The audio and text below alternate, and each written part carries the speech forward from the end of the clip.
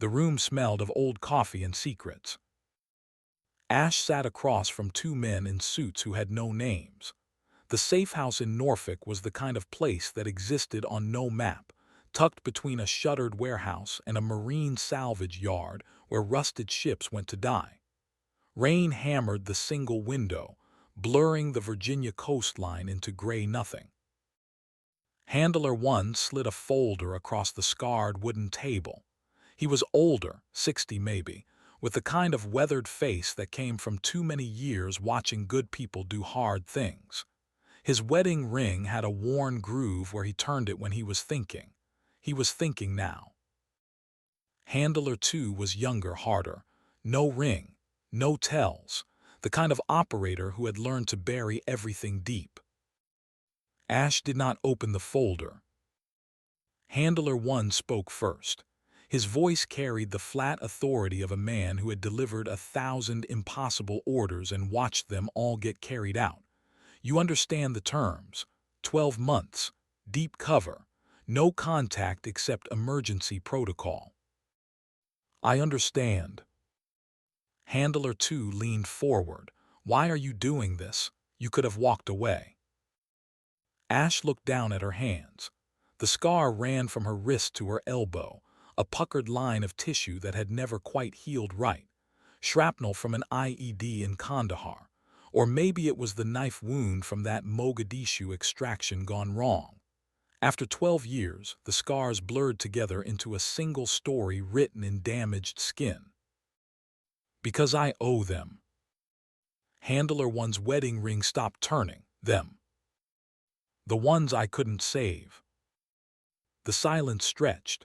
Outside, a foghorn moaned across the water. 3 long blasts, warning of danger in the shipping lanes. Handler 2 pulled out 3 photographs. Set them down one by one like tarot cards, revealing a terrible future that had already come to pass. 3 young men in dress whites. Fresh academy graduates with their whole lives ahead of them. Bradley, Kim, Santos, all dead now. All dead because someone had taught them the wrong way to survive. That someone had been Ash. Handler 1 closed the folder. She still had not touched it. The mission brief can wait. What we need to know is whether you can hold cover when it gets hard, when someone spits in your face, when they push you down and everyone watches and no one helps. Can you stay quiet? Ash met his eyes. I have been quiet for 5 years. I can be quiet for 1 more. Handler 2 almost smiled. It was not a kind expression. Then welcome to Ghost Protocol, Lieutenant Commander. Your cover is Coast Guard transfer via the Inter-Service Academy Exchange Program. Real paperwork. You served 2 years aboard USCGC Bertholf out of Alameda before the transfer. We have people who will verify the story if anyone digs. But the deeper they dig, the more likely they hit classified walls. Keep your head down. Do not give them reason to look too close. Understood. As of tomorrow, you do not exist. 3 weeks later, Ashlyn Reyes dragged a worn duffel bag into Bancroft Hall and became invisible. The Naval Academy at Annapolis rose from the Chesapeake like a granite monument to American power.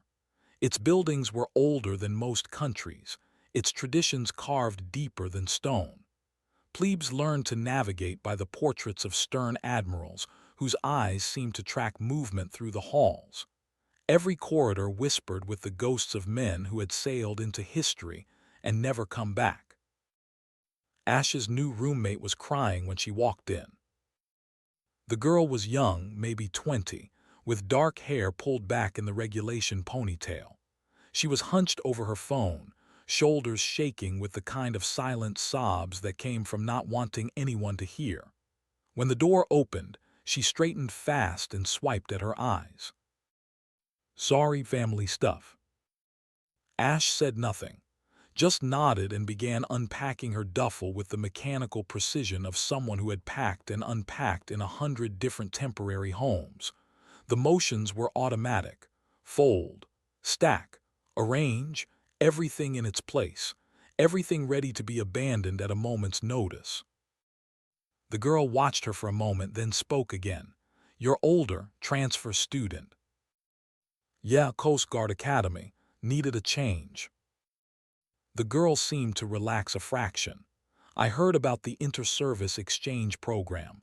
First time I have met someone using it. Word of advice though, keep your head down. Brigade commanders here, they eat transfers alive."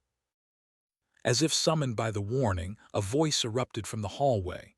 Male. Loud. Cruel in the casual way that came from never being told no.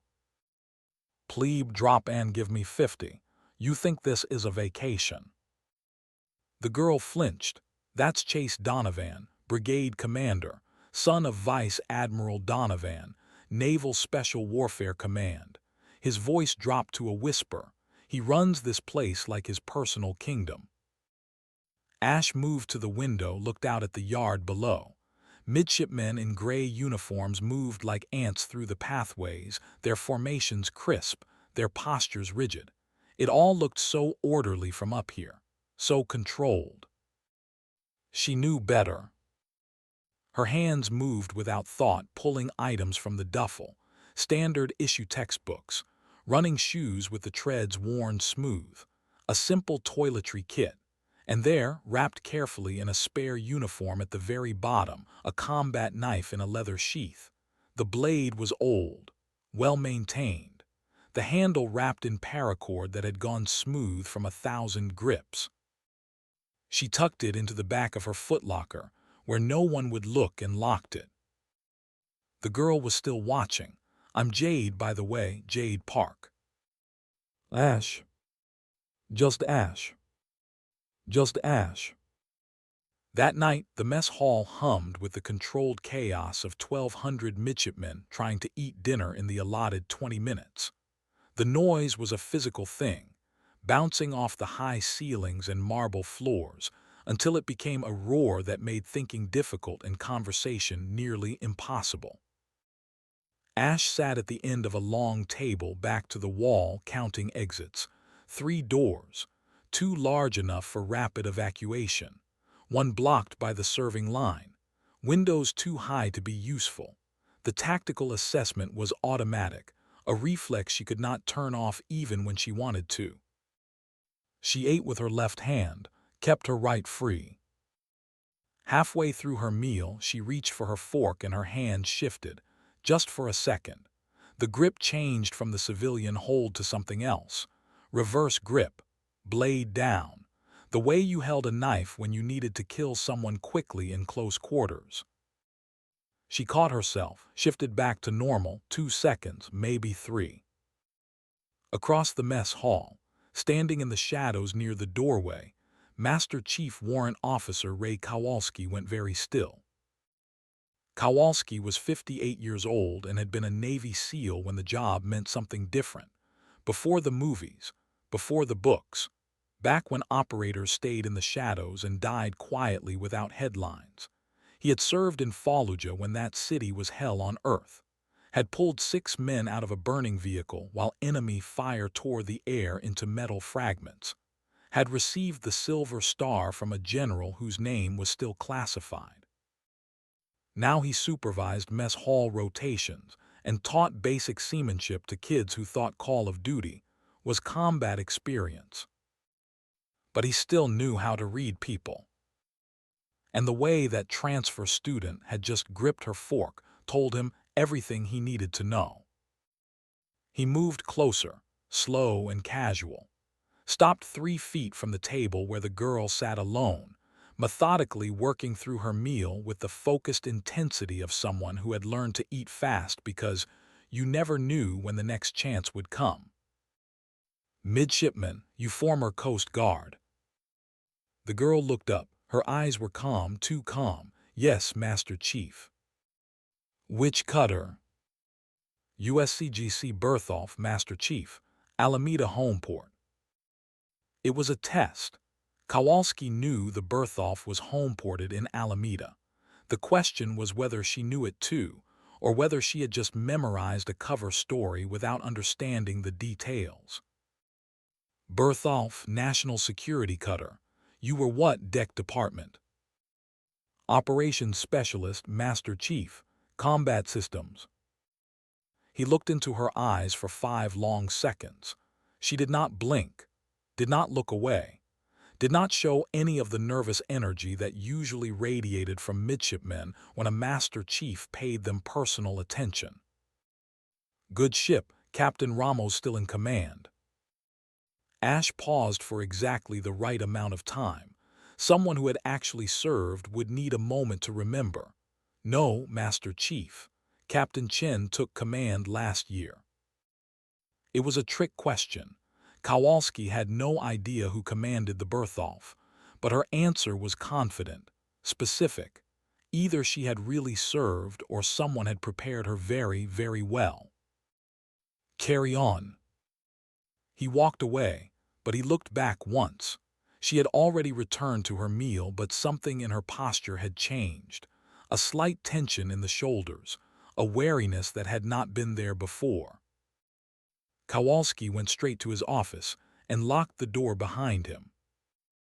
The laptop took 30 seconds to boot, another 20 to navigate through the security protocols that protected the Coast Guard personnel database. He typed in her name, Ashlyn Reyes, USCGC Bertholf, 2023 to 2024. The search returned 0 results.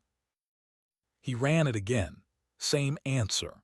No record of midshipman Ashlyn Reyes ever serving aboard the Bertholf.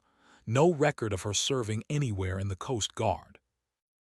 He tried the Navy database next. Just her name, Ashlyn Reyes. The screen flashed red. Classified, access DENIED. He sat back, thought. The fork grip came back to him. Reverse hold. Not something you learned in the Coast Guard. Not something you learned at the Academy. That grip came from one place and one place only. Close quarters battle, kill or be killed. The kind of training that turned muscle memory into reflex and reflex into survival. He had seen it before, 20 years ago, in a safe house outside Fallujah, watching another operator eat an MRE with the same unconscious shift of grip. A man who had spent so many years downrange that he had forgotten how civilians held utensils. That man had been Captain James Reyes, SEAL Team 3, father of 1 daughter. Kowalski opened a different database. This one required his warrant officer credentials and 2-factor authentication. He typed slowly, Lieutenant Ashlyn Reyes, Navy. The screen flashed red, classified, access DENIED. He tried again with his emergency override code. The screen went black for 3 seconds, then a single line appeared. Record EXISTS. Tier 1 clearance required. Unauthorized access will be reported. Kowalski closed the laptop and sat in the dark. If James Reyes had a daughter, and that daughter was here, undercover, with skills that screamed special operations, then someone very high up the chain of command had sent her. And if someone that high up had sent her, they had sent her for a reason that Kowalski was not cleared to know. But James Reyes had saved his life, had pulled him from a burning vehicle while rounds cooked off in the ammunition storage, had gone back in 3 more times to pull out others, had not made it out the 4th time. Kowalski owed that man everything, which meant he owed his daughter protection. He pulled out a piece of paper, wrote carefully in block letters, "Your father would be proud. Stay quiet. I will keep your secret." He signed it RK, folded it, put it in his pocket for tomorrow. The next morning came at 05:30, with a whistle that could wake the dead. Physical training, 3 miles, full platoon formation. Ash ran in the middle of the pack, not too fast, not too slow. She had calculated the pace necessary to finish in the top 40% without drawing attention. Her breathing was controlled, 2 counts in through the nose, 3 counts out through the mouth. The rhythm kept her heart rate steady even as the pack pushed harder on the hills. Beside her, Jade was struggling. Her face had gone red and her breathing was ragged. She kept falling back, forcing herself forward through sheer will. "How are you not dying?" Jade gasped. "Breathe through your nose, find a rhythm." From the front of the formation, Chase Donovan's voice cracked like a whip. "Reyes, pick up the pace or drop out." Ash increased her speed, just enough to move from 40th percentile to 30th, not enough to crack the top 10 where she could have run easily. The restraint was harder than the running. They crossed the finish line. Jade collapsed onto the grass, chest heaving. Ash stood with her hands on her hips, breathing controlled, barely sweating. A female midshipman jogged past. Maya Chen, one of Chase's inner circle, her voice carried just loud enough. "Coast Guard soft, she won't last a month." Ash did not react, did not even turn her head, just reached down and helped Jade to her feet. That was when Kowalski approached. "Raise a word." The walk to the equipment shed took 30 seconds. Kowalski did not speak, just led her away from the others to a place where their conversation would not carry. When they were alone, he turned and looked at her for a long moment. "Your father, James, I served with him, Fallujah 2004. Ash's composure cracked, just for a second. Her eyes widened, her jaw tightened. The mask slipped and something raw showed through. Kowalski had lied deliberately. James Reyes had not died in Fallujah. He had died in an IED strike outside Ramadi 3 months later. The lie was a test. "My father died in an IED strike, Master Chief, not in Fallujah, Ramadi, March 2005. Kowalski nodded slowly. "So you know the truth, not the sanitized version they tell families, the real truth." "Yes, Master Chief." "And I know you are not Coast Guard." Ash said nothing, but her silence was answer enough. Kowalski pulled the folded note from his pocket, handed it to her. She read it, looked up. "Why?" "Because James was the best operator I ever knew. And if his daughter is here undercover, it is for a damn good reason. I will not ask what. Just be careful. Chase Donovan's father is a vice admiral. You are playing in deep water." He walked away before she could respond. Ash stood alone in the shadow of the equipment shed. She pulled out a lighter, burned the note, watched the paper curl and blacken until there was nothing left but ash. The name felt appropriate. The week passed in a blur of routine, classes in tactics and navigation, drill formations in the yard, meals eaten quickly and quietly. Ash kept her head down, scored deliberately in the 82nd to 87th percentile on every test, never volunteered answers, never drew attention. But Chase noticed her anyway. It started small. A comment in the hallway about transfer students taking spots from more qualified candidates. A pointed question in class that was designed to embarrass rather than educate. The casual cruelty of someone who had never been challenged and did not know how to lead without dominating. Jade took the worst of it. As Ash's roommate, she became a target by association. One afternoon, Chase called her into his office and dressed her down for 15 minutes over a uniform infraction that did not exist. Jade came back to the room with red eyes and shaking hands. "I am done. I am quitting." Ash looked up from her textbook. "What happened?" "Chase, he said if I associate with deadweight, I will never make officer. He said I am wasting everyone's time." "And you believe him?" "It does not matter what I believe. He controls our evaluations, our assignments, our entire futures here." Jade broke. The tears came hard and fast and she covered her face with her hands. "My dad died thinking I was weak. I joined to prove him wrong, But maybe he was right. Maybe I am weak. Ash stood, walked to Jade, put a hand on her shoulder. Your father died, Jade, not because you were weak, because the war broke him. That is not your fault. How do you know? Because I have seen it. Good men, strong men who came home and could not turn off the war. It is not weakness. It is cost. Jade wiped her eyes. You talk like you have been there. Ash caught herself. I have read about it. What do? I cannot quit, but I cannot survive Chase either. You survive by being better than him. Not louder, better. That night, alone in the dorm after Jade had finally fallen asleep, Ash pulled out the combat knife. She turned it over in her hands. The weight was familiar, comforting. The blade caught the moonlight from the window and threw silver shadows across the wall. She thought about her father, about the last time she had seen him alive. She had been 16. He had been deploying to Iraq for the 4th time. He had given her this knife and told her to stay sharp. Sharp tools, sharp mind, stay ready. 3 months later, they had handed her a folded flag and his dog tags. She put the knife away, locked the footlocker, lay down in the dark and stared at the ceiling.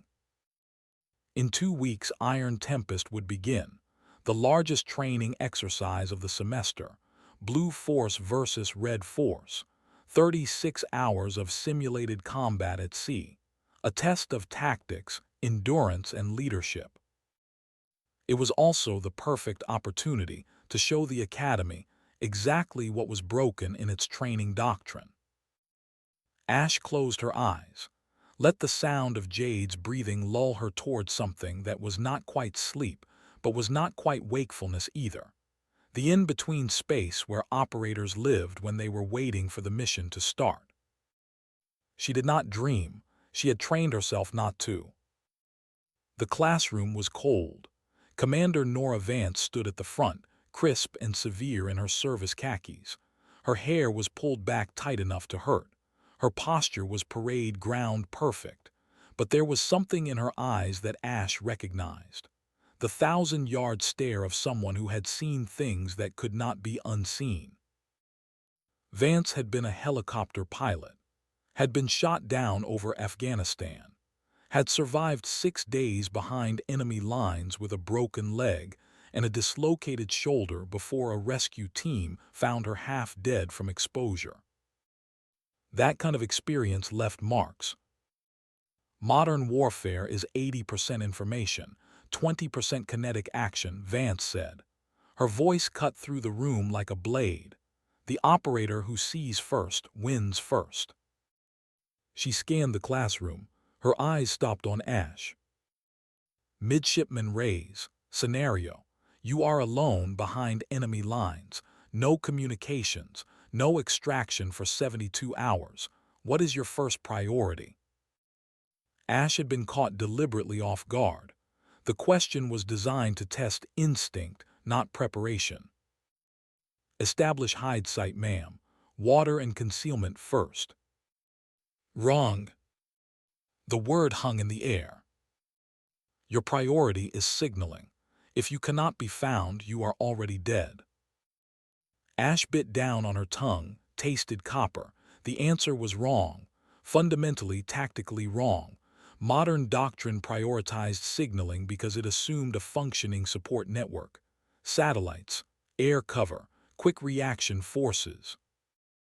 But real combat was not modern doctrine. Real combat was chaos and Murphy's Law, and the certainty that the plan would fail exactly when you needed it most. The old doctrine, the one Ash had learned in Blood and Fire, said survive first, because signaling revealed your position, and if the enemy found you before your own forces did, signaling meant dying. Ash wanted to argue, wanted to explain, wanted to stand up and tell Commander Vance that she was teaching doctrine that would get people killed. But Ghost Protocol meant silence. So she said nothing. Vance was still watching her. You disagree. It was not a question. No, ma'am. Your face says otherwise. Speak freely. The room had gone quiet. Midshipmen did not contradict instructors, especially not instructors as decorated as Commander Vance. Ash chose her words carefully. Signaling without a secure perimeter attracts the enemy before friendlies arrive. I would prioritize survival, then signal from strength, ma'am. And where did you learn that? Coast Guard doctrine. No, ma'am, just logic. Vance stared at her for 3 long seconds. Logic, interesting. She moved on to the next topic, but Ash could feel the weight of that stare even after it shifted away. After class, Ash gathered her materials slowly, waited for the room to clear. She was the last one out. Vance was waiting in the hallway. Walk with me, midshipman. They walked in silence through the corridors of Sampson Hall, past portraits of admirals and glass cases filled with battle honors, past classrooms where other instructors droned about logistics and naval history. Vance did not speak until they were outside, standing on the stone steps overlooking the yard. You were right in there, about the signaling. Ash said nothing. The new doctrine is flawed. I know it. You know it. But I teach it anyway because that is what the curriculum says. That is what gets midshipmen through their exams and into their commissions. Vance turned, looked at Ash directly, and that is why they die. Ma'am. The doctrine looks good on paper. It works in simulations. But when the shooting starts and the plan falls apart and you are alone in the dark with hostiles closing in, high tech means nothing. Survival skills mean everything. Vance's voice dropped. I lost 3 students 2 years ago. Good kids, smart, brave. They graduated with honors, went to SEAL training, deployed to Syria. And they died because when their operation went bad and they got separated from their team, they did not know how to survive alone. They knew how to call for air support. They knew how to coordinate with satellites, but they did not know how to hide, how to evade, how to ghost. Ash's chest tightened. She knew those names. Bradley, Kim, Santos. Their instructor had been a young lieutenant named Ashlyn Reyes. Why are you telling me this, ma'am? Because I see something in you that I have not seen in a midshipman in a long time. You think like an operator. You challenge doctrine. You understand that survival matters more than looking good in the after-action report. Vance stepped closer. In 2 weeks, we run Iron Tempest. It is a leadership exercise. Blue Force always loses. It is designed that way. The curriculum says Blue Force is supposed to learn valuable lessons about the importance of preparation and superior firepower. What does Blue Force actually learn, ma'am? That the game is rigged. That the system rewards those who already have advantages. That quiet competence gets buried under loud mediocrity. Vance's eyes were hard. I want you to prove me wrong. Show me that one person who understands real tactics can beat a whole team of people who only understand doctrine. Dismissed, midshipman. Ash walked back to her dorm in silence. Her mind was racing. Vance knew, maybe not everything, maybe not the specifics of Ghost Protocol or the classified mission or the real reason Ash was here. But Vance knew enough. And instead of exposing her, Vance was testing her. That night, Ash could not sleep.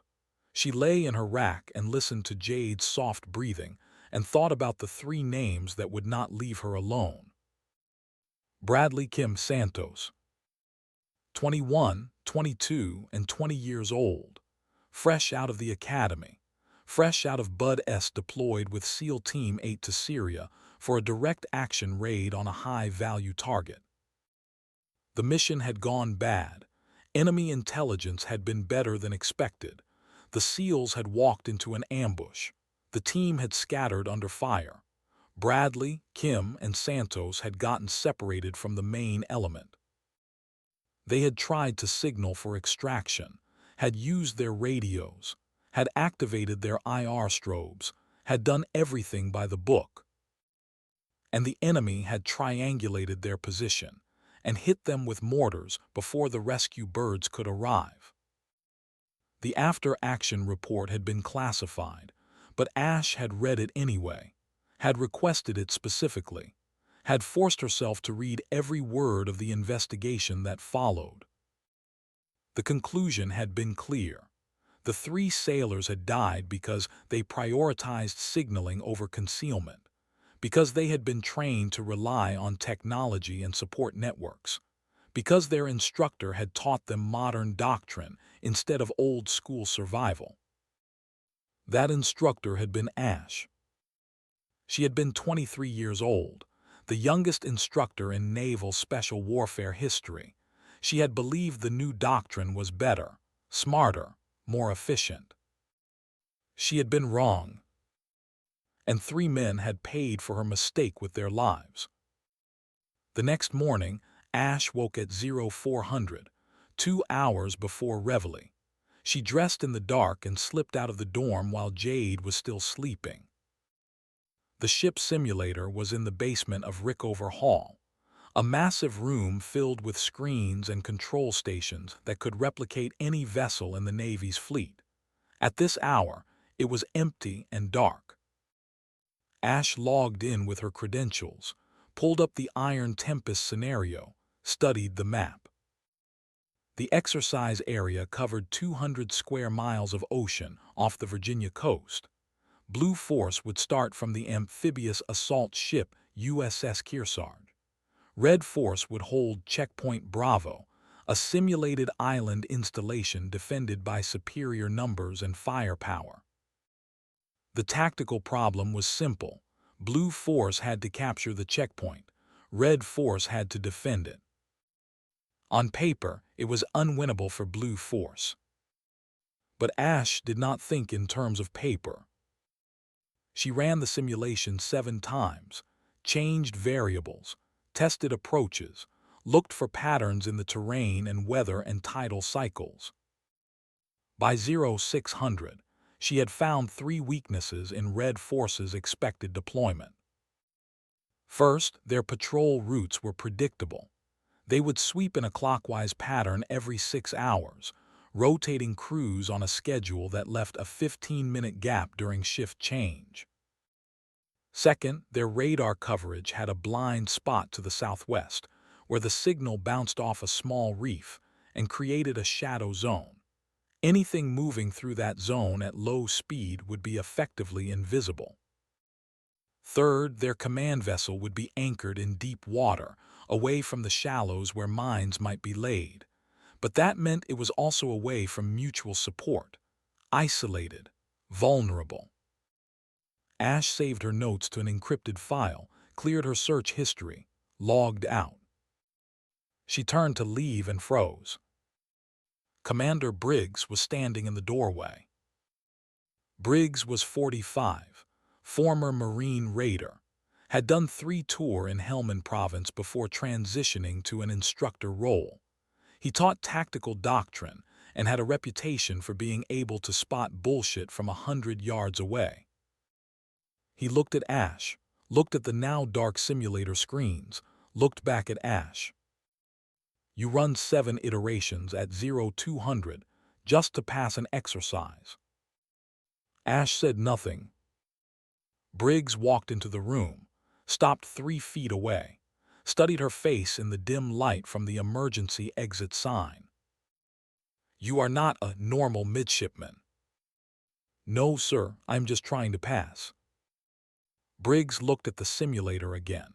No one runs 7 iterations at 0200 just to pass. That is the behavior of someone who is planning to win. He walked to the door, stopped, turned back. Be careful, Reyes. Whatever game you are playing, there are people watching, and not all of them are friendly. He left. Ash stood alone in the dark simulator room and felt the walls closing in. 2 days before Iron Tempest, the announcement came during formation. Blue Force would be commanded by Midshipman Jade Park. The shock rippled through the assembled brigade. Jade was near the bottom of the tactical rankings. She had never led anything larger than a 5-person squad, and now she was being asked to command an entire force against Chase Donovan and his hand-picked team of top performers. It was a setup, a guaranteed loss designed to teach a lesson about the importance of experience and preparation. After the announcement, Jade found Ash in the library. "Why did they pick me?" Ash looked up from the tactical manual she had been studying. "Because they expect you to fail." Jade's face crumpled. "Great, so I am a sacrificial lamb." "Only if you accept that role." "What choice do I have? Chase has more people, better equipment, and actual tactical training. I have 8 people who barely know port from starboard." Ash closed the book. "You have something Chase does not have." "What?" "The willingness to listen. Chase thinks he already knows everything. That makes him predictable. You know you do not know everything. That makes you dangerous." Jade sat down. "You really think we can win?" Ash looked at her roommate, saw the fear and doubt and desperate hope all mixed together. "I think you can learn, and sometimes that is more important than winning." The night before Iron Tempest, Ash went down to the docks alone. The Blue Force boats were already staged, 4 rigid-hull inflatable boats, old, slow. The engines sounded rough even at idle. She ran her hand along the gunwale of the closest one and felt the fiberglass patches where repairs had been made with more hope than skill. Red Force would have new boats, fast interceptors with mounted weapons and state-of-the-art navigation systems. It was supposed to be unfair. That was the point. Ash knelt by the fuel tank of boat number 3, touched the cap. It was loose. She opened it and smelled something wrong. Sugar. Someone had sabotaged the fuel. She smiled, predictable. Footsteps on the dock behind her. She turned. Kowalski emerged from the shadows like a ghost. "You saw that coming." "Yes, Master Chief." He walked to the edge of the dock, looked out at the dark water. "Your father used to say that the enemy's arrogance is your best weapon." Ash stood. "You told me he died in an IED. Why lie?" "To see if you would correct me. You did, which means you honor truth over comfort. That is rare." "Master Chief, why are you helping me?" "Because 20 years ago your father pulled me out of a burning Humvee. I was unconscious. He went back in 3 times to get others, saved 6 of us. He did not make it out the 4th time." Ash felt something crack inside her chest. "He never told me." "Heroes rarely do. They just do the work, like you are doing now." Kowalski pulled a small waterproof pouch from his pocket, handed it to her. "Open it when you need it most." He turned to leave. "Master Chief." Kowalski stopped. "Thank you." He nodded once, then disappeared into the darkness. Ash opened the pouch. Inside was a photograph. 2 men in desert camouflage, faces sun-dark and eyes tired, arms around each other's shoulders. One was young Kowalski, the other was her father. Beneath the photo was a note in her father's handwriting, 3 words: "Fire and vanish." Ash stared at those words for a long time. She knew what they meant, had learned the tactic from her father when she was young. Hit hard from an unexpected angle, then disappear before the enemy could retaliate. Make them think you were everywhere and nowhere. Break their certainty, turn their strength into weakness. She tucked the photo and note back into the pouch, sealed it, put it in her pocket. Across the yard, in his private quarters, Chase Donovan sat on his bed and stared at his phone. He had just gotten off a call with his father, Vice Admiral Robert Donovan, commander of Naval Special Warfare Command, a man who had spent 30 years in the teams and had the scars to prove it. The conversation had not gone well. "Tomorrow I crush them," Chase had said. "Show you I am ready." His father's voice had been quiet, tired. "Son, winning is not about crushing. It is about learning. Do not confuse domination with leadership." "I know, Dad. I will not let you down." But now, alone in the dark, Chase was not sure he believed his own words. He thought about the transfer midshipman, Reyes, the one who never fought back, never argued, never showed any emotion at all. There was something about her that bothered him, the way she moved, the way she watched, the absolute calm in her eyes when he pushed her. Most people, when you pushed them, they pushed back or they broke. She did neither. She just absorbed it and kept going. It was unnerving. Chase set his phone down, tried to sleep, failed. At 0500, the horns would blow, an iron tempest would begin. And Chase Donovan would prove that he was worthy of his father's legacy. Or he would learn exactly how little he actually knew. Ash did not sleep either. She sat by the window and watched the sky lighten from black to gray, watched the stars disappear one by one as dawn approached. Jade stirred in her rack, woke, saw Ash sitting there. Could not sleep. No.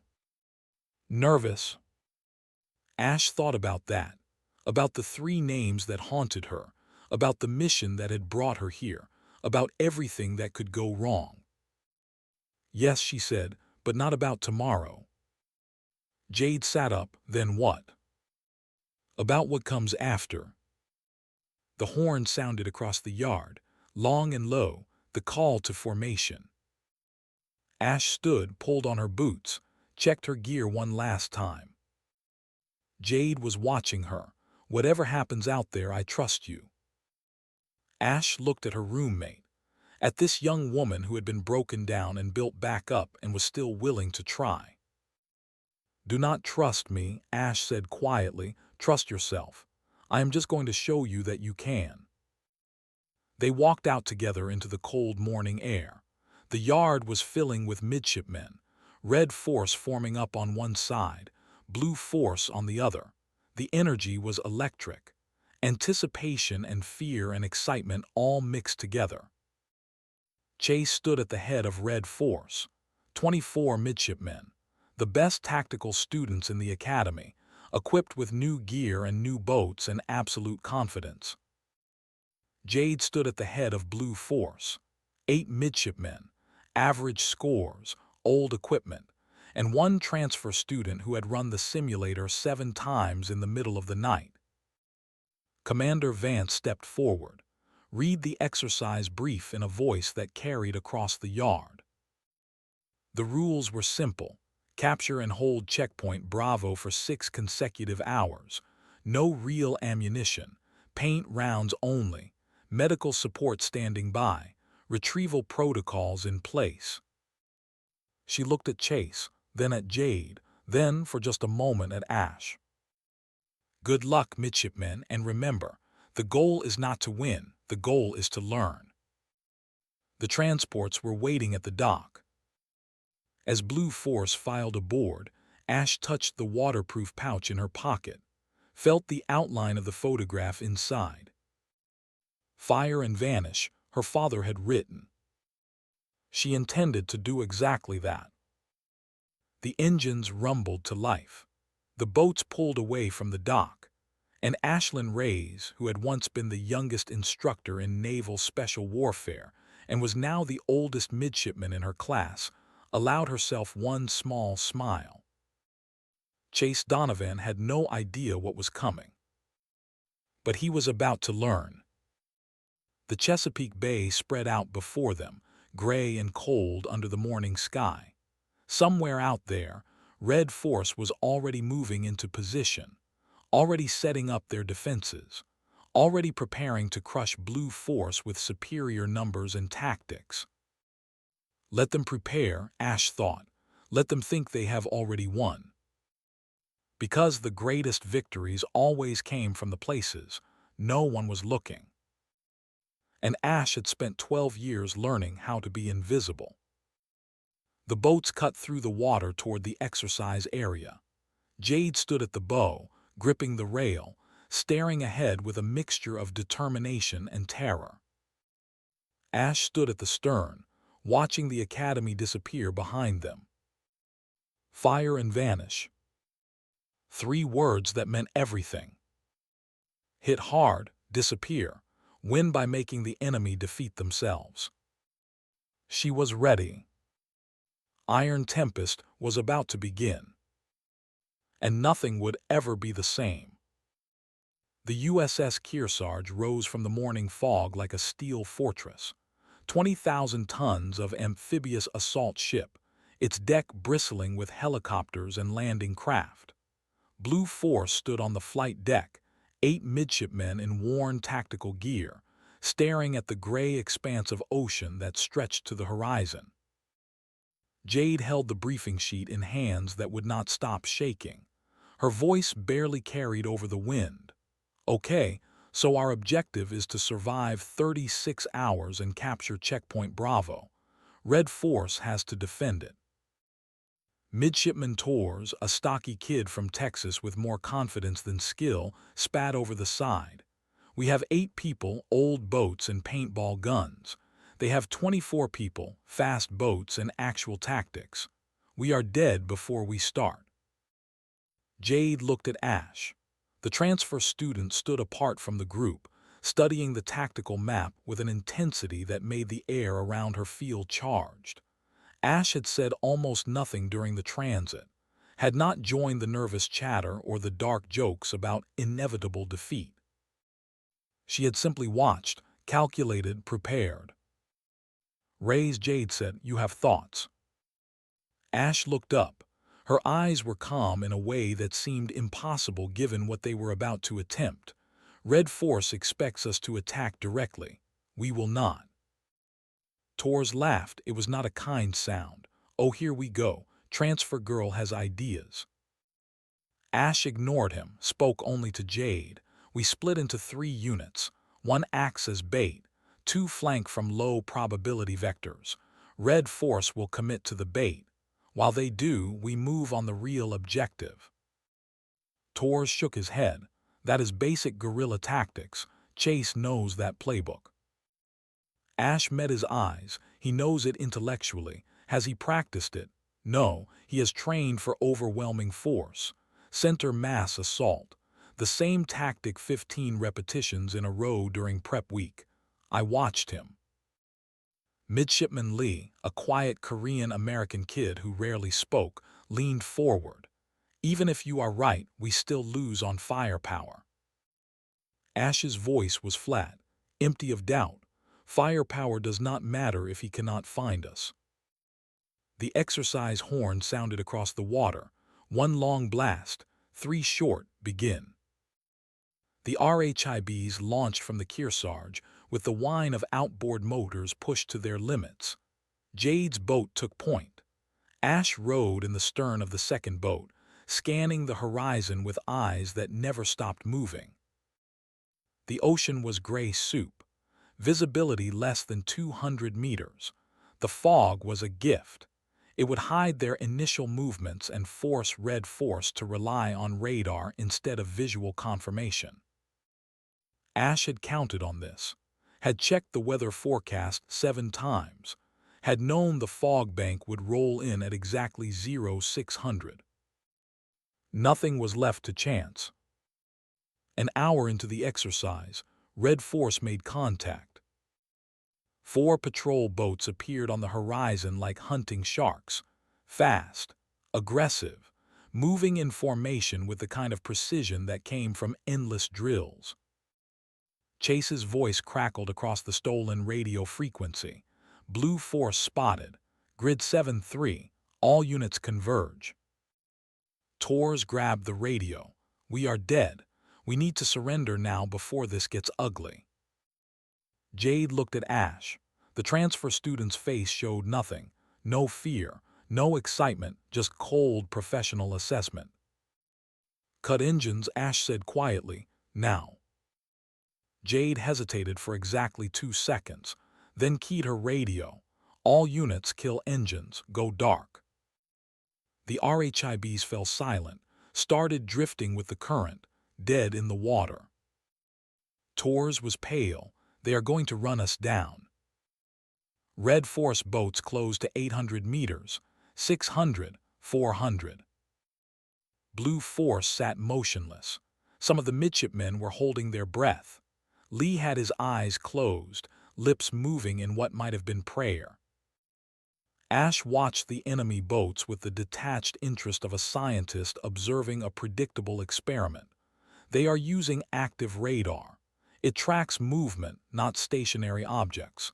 If we drift, we are invisible. "How do you know that?" Jade whispered. "I read the manual." The Red Force boats passed within 200 meters, close enough to see faces, close enough to hear their engines. The wake from their passage rocked the RHIBs like toys in a bathtub. But they did not see Blue Force. Chase's voice on the radio again, frustrated now. "Blue Force not at expected vector. Expand search pattern Alpha 2.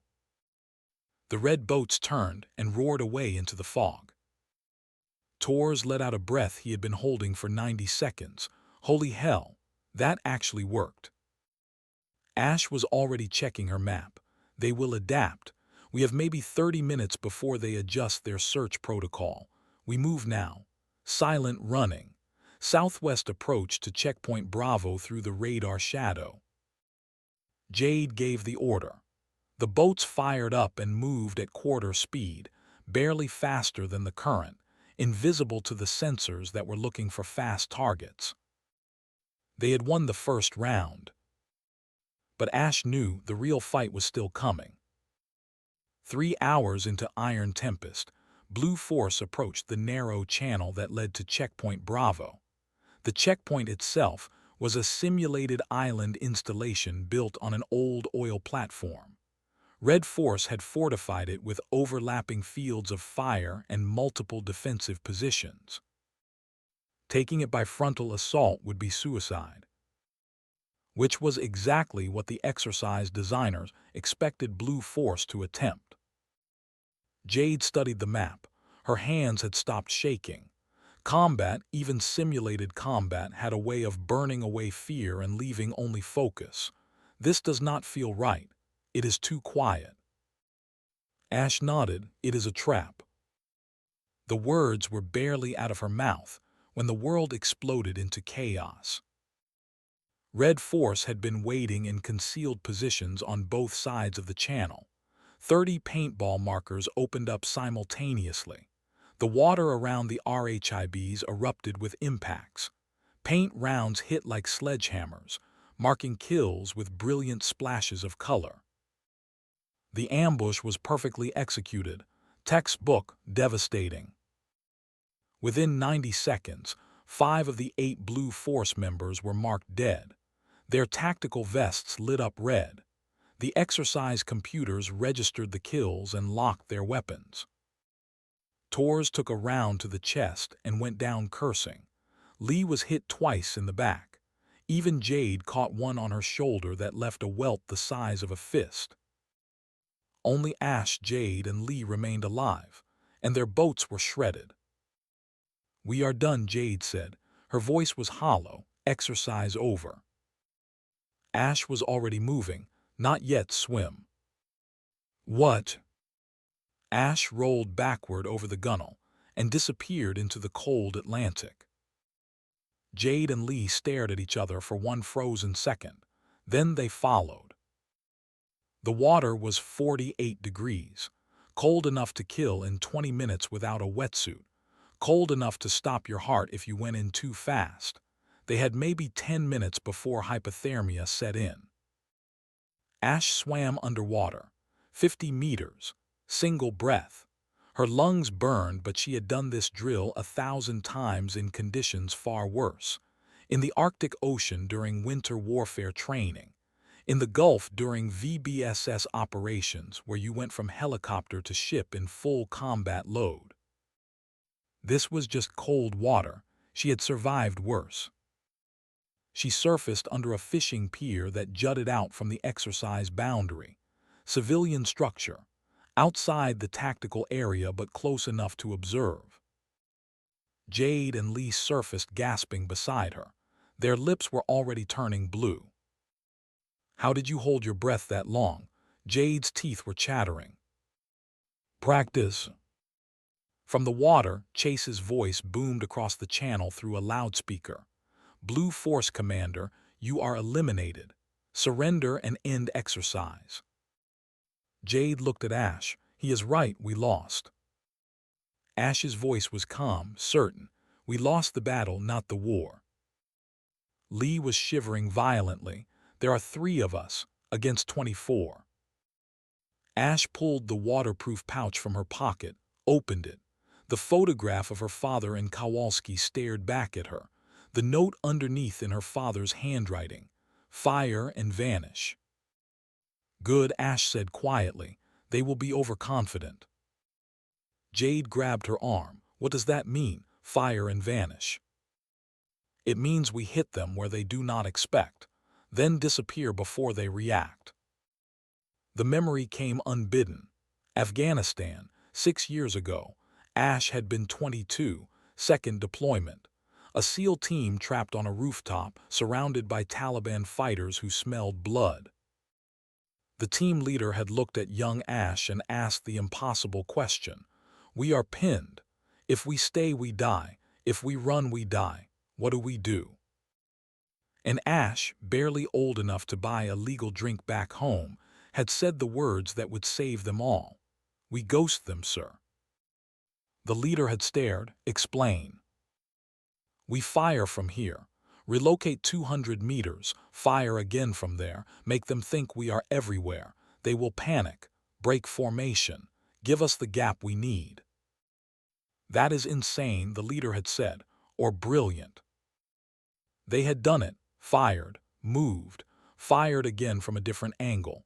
The enemy had fractured, convinced they were facing a much larger force. The team had escaped through the chaos. Afterward, the leader had asked who taught her that. My dad, young Ash had said. He called it fire and vanish. Now, treading water under a pier in the Chesapeake, Ash looked at Jade and Lee and saw the same trapped desperation she had seen on that Afghan rooftop. We attacked Checkpoint Bravo, Ash said, but not as a team, as 3 ghosts. The plan was insane. Lee would infiltrate the checkpoint perimeter at 0200 during the guard shift change. His objective was to cut power to the command center, not permanently, just long enough to create confusion. Jade would create a distraction at the north perimeter. Flares, noise, make them think a frontal assault was coming from that direction, pull security away from the real entry point. Ash would go in alone from the south, underwater approach, capture the flag, get out before anyone knew she had been there. Lee was the first to voice what they were all thinking. This is suicide. Ash met his eyes. No, it is asymmetry. They expect conventional assault. We give them chaos. And if we fail, Jade asked. We will not. How can you be sure? Because I have done this before. Where? The word slipped out before Ash could stop it. Classified. Jade's eyes narrowed. You are not really Coast Guard, are you? Ash paused, calculated, decided on a partial truth. Does it matter? Jade held her gaze for a long moment, then shook her head. No, I trust you. The sun set at 1800 hours. By 2000 they had dried off and begun preparation. By midnight, they were moving into position. Lee went first, a skinny shadow slipping through the darkness toward the generator that powered Checkpoint Bravo's command systems. He moved well, better than Ash had expected, staying low, using cover, not making the amateur mistakes that got people killed. Jade positioned herself on the north perimeter with a bag full of road flares stolen from a safety locker. She was scared. Ash could see it in the way she kept checking her weapon, but she was also determined. That combination, Ash knew, made people dangerous. Ash stood alone 400 meters offshore. She had stripped down to a wetsuit that she had hidden in her gear bag, applied face camouflage in patterns that broke up her outline, checked her equipment one final time. Then she slipped into the black water and began to swim. The ocean at night was a different world.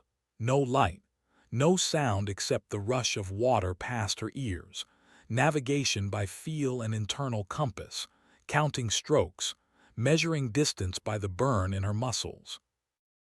She had done this hundreds of times, but it never got easier. The darkness pressed in from all sides, played tricks on your mind, made you think shapes were moving in the depths below. Ash ignored the fear. Fear was just data, your brain telling you that you might die. The trick was acknowledging the data without letting it control you. She surfaced once, checked her position. The checkpoint was 200 meters ahead, lights blazing, guards visible on the perimeter. She went under again. At 0200 exactly, Lee cut the power. The checkpoint went dark, shouts of confusion, the whine of emergency generators spinning up, 60 seconds of chaos. At 0205, Jade launched the first flare. It arced into the sky like a dying star, burst over the north perimeter in a shower of red light, then another, and another. Red Force scrambled, Chase's voice cutting through the radio traffic. North side, all units north side, repel attack. 20 of the 24 defenders rushed toward the perceived threat. At 0208, Ash reached the south perimeter fence. She climbed in total silence, movements economical, efficient. Every motion practiced 10,000 times until it became as natural as breathing.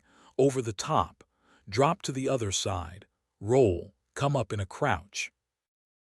2 guards remained at the flag position. They were watching the fireworks on the north side, not scanning their assigned sectors.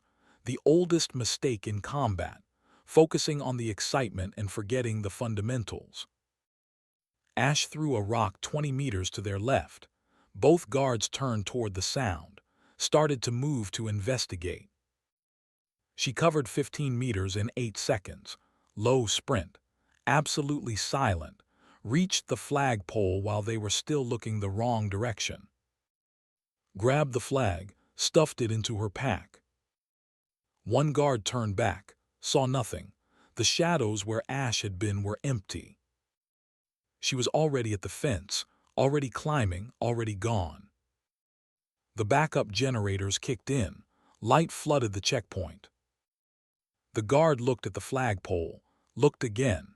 His brain refused to process what his eyes were seeing. The flag was gone. Intruder, his voice cracked with panic. South side, flag is gone. Ash hit the water running. Dove deep. Paint rounds zipped into the ocean behind her, but she was already 20 meters out and going deeper.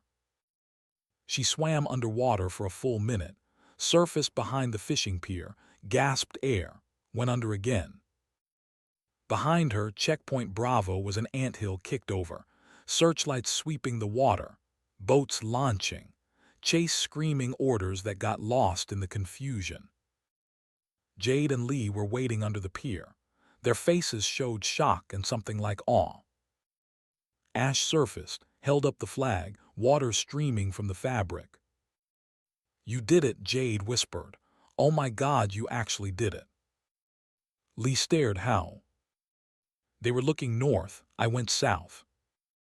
The exercise horn sounded, a long blast that echoed across the water, then the announcement that would be replayed in tactical classrooms for the next decade. Blue Force has captured Checkpoint Bravo flag. Red Force has 4 hours to recapture. If Blue Force holds until 0600, they win. Silence on the radio, absolute stunned silence. Then Chase's voice, different now, no longer confident, tinged with something that might have been fear. Lock down everything. They are not getting away. Ash looked at Jade and Lee. We have 4 hours to hold. That means 4 hours of running. Can you do that? Jade's face was set, determined, yes. Lee nodded, yes. Then we move, now, and we do not stop until the sun comes up. They ran. Red Force hunted them through the marshlands with the desperation of people who could not accept what was happening. Chase had mobilized every available unit. 24 operators with thermal optics and night vision. Boats, drones, every advantage that modern technology could provide. Against 3 exhausted midshipmen, with nothing but determination and a flag. The marsh was a maze of mud and razor grass and tidal channels that shifted with every hour.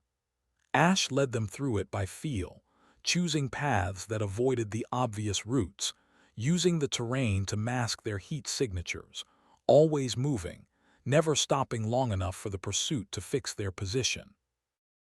At 0300 they hid in a drainage culvert, cold, wet, exhausted. Jade looked at Ash in the darkness. Who are you, really? What do you mean? No one swims like that. No one moves like that. You are not a midshipman. Lee spoke up. I have been thinking the same thing. Ash was silent for a long moment. The truth wanted to come out. The weight of the lie was getting heavier with every hour. My name is Ash. That part is true. I am here because I failed people before, 3 people. They trusted me, and they died. Who were they? Students. I taught them wrong doctrine. They graduated, deployed, and did not come home. Jade's voice was soft. You were their instructor. Yes. How old are you? 28. So you were what, 23 when you taught them? Yes. Lee leaned forward. What the hell were you teaching at 23? How to survive, and I failed. The silence was heavy. Outside the culvert, searchlights swept past. The sound of boat engines growled in the distance. Is that why you are here? Jade asked, to fix it. Yes. By helping us win. By helping you learn what they did not. They sat in the darkness and listened to the hunters pass. At 0400, Red Force closed in. Ash heard them before she saw them. The sound of boots in marsh grass, the click of weapons being readied. They were being methodical now, systematic, sweeping the area in a grid pattern that would eventually flush out anything hiding. We cannot outrun them, Ash said quietly. We make our stand here. Lee's voice cracked. 3 of us against 24. No, 3 of us against Chase. What is the difference? Red Force follows Chase. If we break him, they break. How do we break him? Ash thought about every tactical manual she had ever read, every operation she had ever run, every lesson learned in blood and fire. Jade, you are bait. Jade's eyes went wide. What? Walk into the open, make yourself visible. They will swarm you. While they do, Lee and I hit Chase directly. That is insane. It is the only play we have. Jade looked at Lee, then at Ash, then back at the darkness where Red Force was closing in. Okay, I trust you. 10 minutes later, Jade walked out of the marsh into a clearing, hands up, flag held high. Red Force converged like sharks to blood. Chase's voice boomed across the water. Target acquired. All units converge on MY position. 15 Red Force members rushed toward Jade, surrounded her. weapons trained. Chase stood 50 meters away at his command tent, watching through binoculars, savoring the victory. He never saw Ash and Lee circle behind. The command tent had 2 guards. They were watching the capture in the clearing, not scanning their perimeter. Ash picked up a rock, threw it 30 meters to the left. Both guards moved to investigate. She and Lee slipped into the tent like ghosts. Chase was inside, hunched over a tactical display, his back to the entrance, so focused on the map that he did not hear the tent flap open. Did not hear footsteps behind him. Did not know he had lost until Ash spoke. "Commander Donovan." Chase spun, reached for the paint marker on his belt. Ash was faster, kicked it away, raised her own marker, aimed at his chest. "You lost because you did not respect your enemy. You saw 3 weak midshipmen. You did not see 3 people willing to die to win. This is not over." Ash fired. The paint round hit Chase center mass, bright orange against his tactical vest. The alarm sounded automatically, a computerized voice echoing across the exercise area. Red Force Commander eliminated. A pause, then the final announcement. Blue Force wins. Exercise complete. The silence was absolute. In the clearing, the Red Force members surrounding Jade froze, looked at each other, looked at their weapons, looked at Jade, who had started laughing, not mockery, relief and disbelief and joy all mixed together. Chase stared at the paint on his chest, then at Ash. His face was a mask of confusion and humiliation and dawning terrible understanding. "Who are you?" "Someone who learned the hard way." Ash walked out of the tent. Lee followed. They made their way to the clearing where Jade was still surrounded by Red Force members who had no idea what to do now that the exercise was over. Ash put a hand on Jade's shoulder. "You did good." Jade threw her arms around Ash, hugged her tight. "Thank you." The boats came to retrieve them at 0630. The ride back to the Kearsarge was quiet. Blue Force exhausted and jubilant. Red Force silent and shell-shocked. Chase sat alone at the bow of his boat, staring at nothing. Vice Admiral Robert Donovan was waiting on the flight deck when they arrived. He stood with 2 other admirals and Commander Vance. Their faces were unreadable. Chase was the first off his boat. He walked to his father, came to attention, waited for the dressing down he knew was coming. The admiral looked at his son for a long moment, then looked past him to where Ash was helping Jade out of the RHIB. "Midshipman Reyes," the admiral called, "step forward." Ash walked across the deck. Her uniform was filthy, face still streaked with camouflage paint. She moved like someone who had not slept in 36 hours and was running on pure discipline. She stopped 3 feet from the admiral, saluted. He did not return it, just studied her with eyes that had seen everything the Navy had to offer and were not easily impressed. In 15 years of Iron Tempest, Blue Force has never won, until today. "Yes, sir." "Explain your tactics." Ash kept her voice flat, professional. "We used asymmetric warfare, sir. Mobility over firepower, deception over confrontation. Made the enemy defeat themselves by attacking their certainty rather than their strength." "And where did you learn this?" "Books, sir." "Books?" "Yes, sir." "What books?" "SEAL Field Manual, Asymmetric Maritime Warfare, classified." The deck went silent. Every midshipman was staring now. Chase found his voice. "That manual is not available to midshipmen." Ash kept her eyes forward. "I found a copy, sir." "Where?"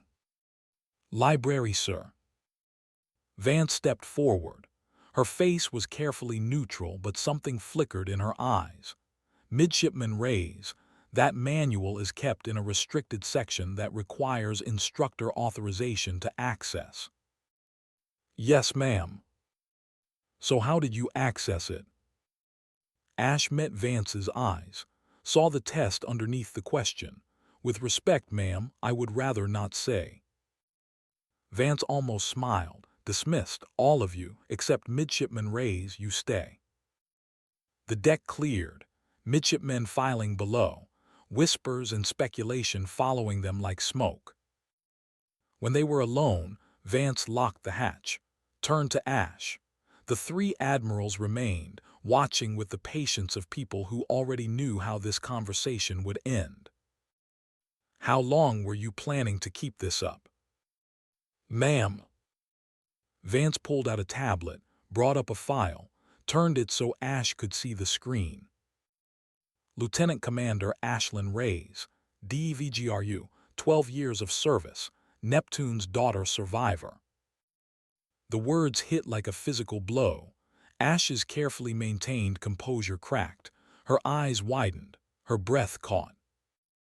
Commander, I do not think that I am authorized to confirm or deny anything that is currently classified at a level above my supposed pay grade as a midshipman. Vance's voice was gentle. Do not lie to me. I am the one who requested you. The world tilted. Ash stared at Vance. The room spun for a second before training reasserted control and locked everything back down. You what? Vance sat down on a munitions crate. The admirals remained standing, but their postures had shifted. Less formal now, more human. 5 years ago, Vance said quietly, I was flight instructor here. 3 of my students, Bradley, Kim, and Santos, graduated top of their class. I wrote their recommendations personally. They went to SEAL training, passed, deployed to Syria. Vance's voice cracked, just slightly, just enough to show the wound underneath. They died in an ambush. Enemy knew their exact position, and after investigation I learned why they died. Vance pulled out another file, slid it across to Ash. They were trained in new doctrine, high-tech, satellite-dependent, teamwork-dependent. When communications failed and the team scattered, they did not know how to survive alone, because their instructor 5 years ago taught them wrong. Ash did not need to open the file. She knew what was inside. 3 faces, 3 names, 3 deaths that lived in her nightmares.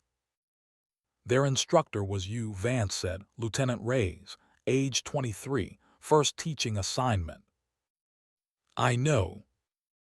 Do you know what happened to their instructor after? Ash's voice was hollow.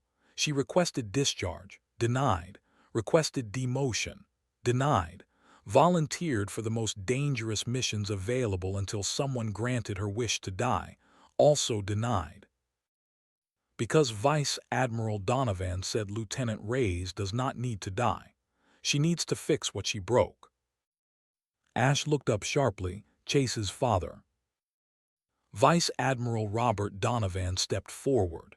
His face was weathered, kind, the face of a man who had sent too many people into harm's way and carried the weight of everyone who did not come back. I sent you here, Lieutenant, undercover, to audit the program and to forgive yourself. I cannot.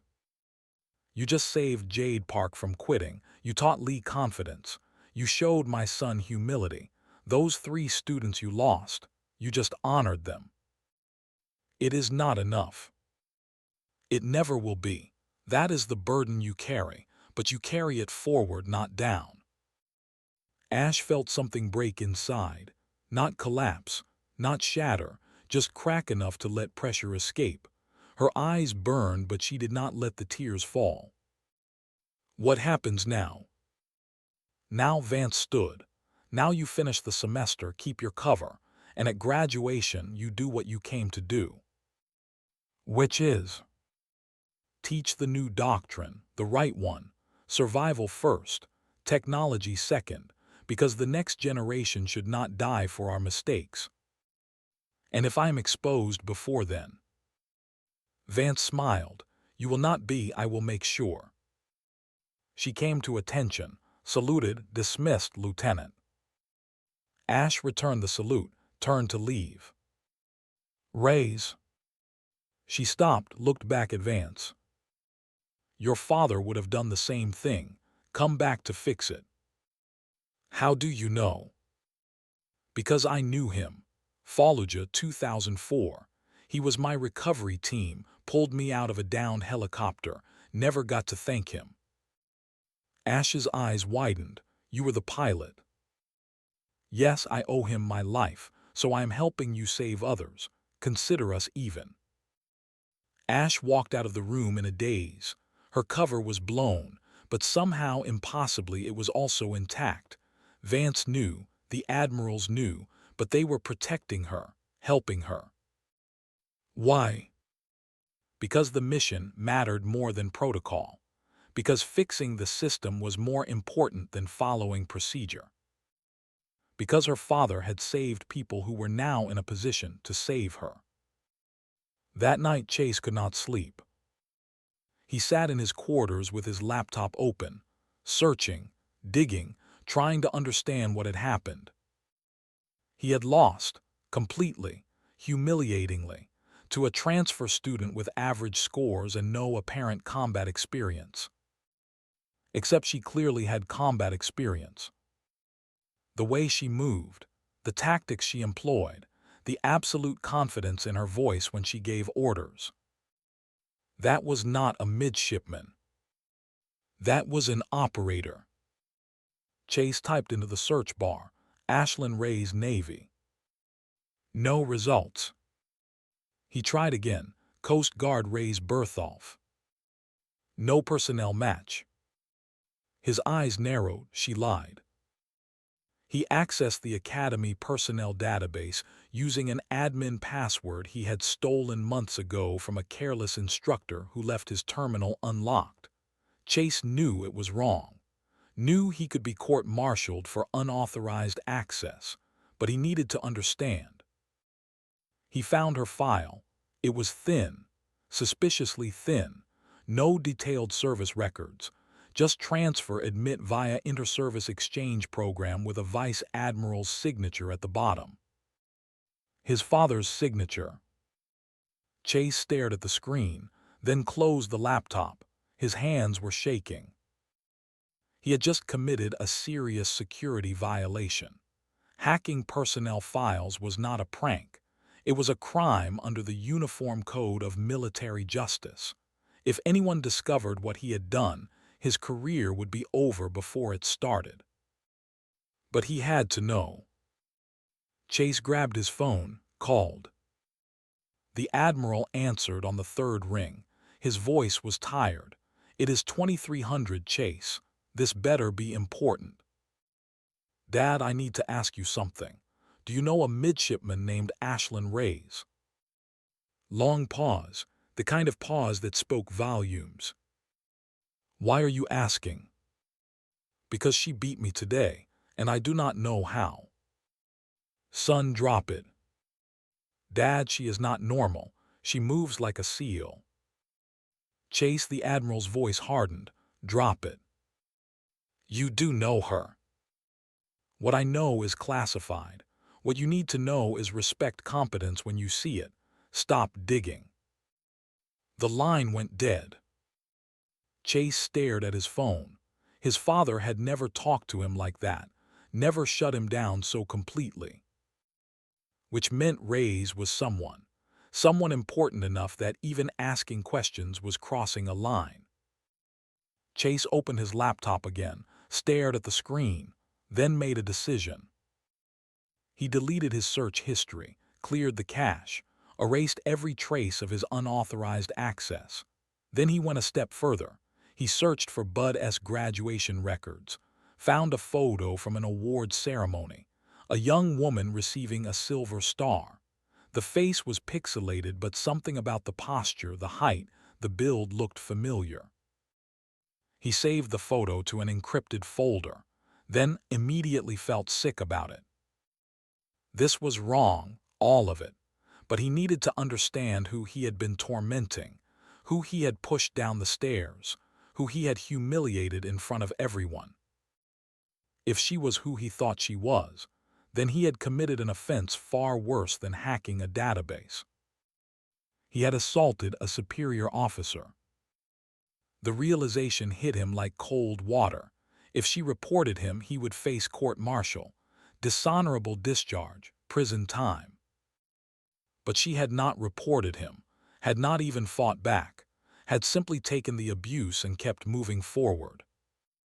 Why? At 0100, Chase found himself walking across the yard to Kowalski's office. The Master Chief was still awake, reading a technical manual on explosive ordnance disposal.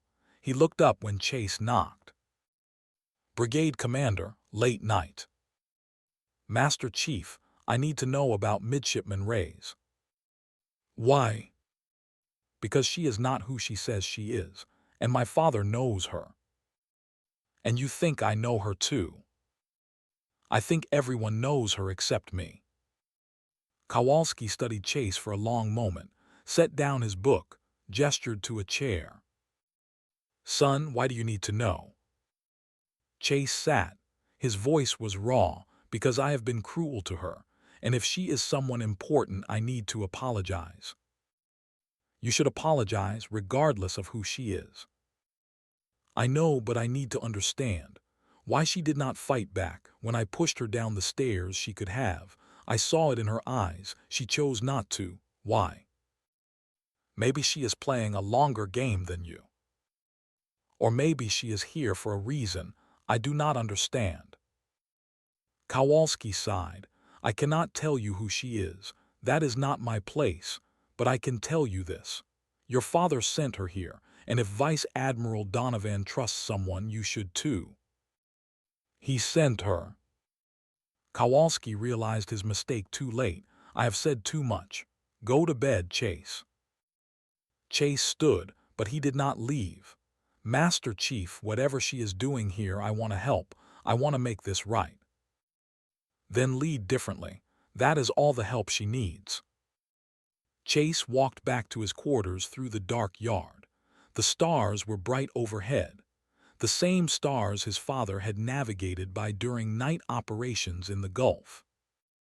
He thought about the look in Rey's eyes when she had beaten him. No triumph, no gloating, just quiet professional satisfaction at a job completed. That was not the look of someone seeking glory. That was the look of someone on a mission. And Chase had made that mission harder through his own arrogance. He returned to his room, opened his laptop one final time, looked at the encrypted folder containing the photo he had stolen. Then he deleted it permanently, overwrote the disk sectors, made sure it could never be recovered. Some secrets were meant to be kept, and some debts could only be paid with silence. The next morning, Chase found Ash in the library. She was alone at a corner table, surrounded by tactical manuals and navigation charts. "Reyes, we need to talk." Ash looked up. Her face was carefully neutral. "Commander." Chase sat without being invited. "Who are you?" "Midshipman 3rd Class Ashlyn Reyes, Coast Guard transfer, assigned to 2nd Company." Chase leaned forward. "I checked. You do not exist in Coast Guard records. My father knows you. Kowalski knows you. And you move like a Tier 1 operator." Ash closed her book slowly. "You are imagining things." "Am I? Because I also know that accessing personnel files without authorization is a court-martial offense. And I know that I just committed that offense. And I know that if you wanted to end my career right now, you could." Ash's eyes narrowed. "Why are you telling me this?" "Because I need you to understand that I know.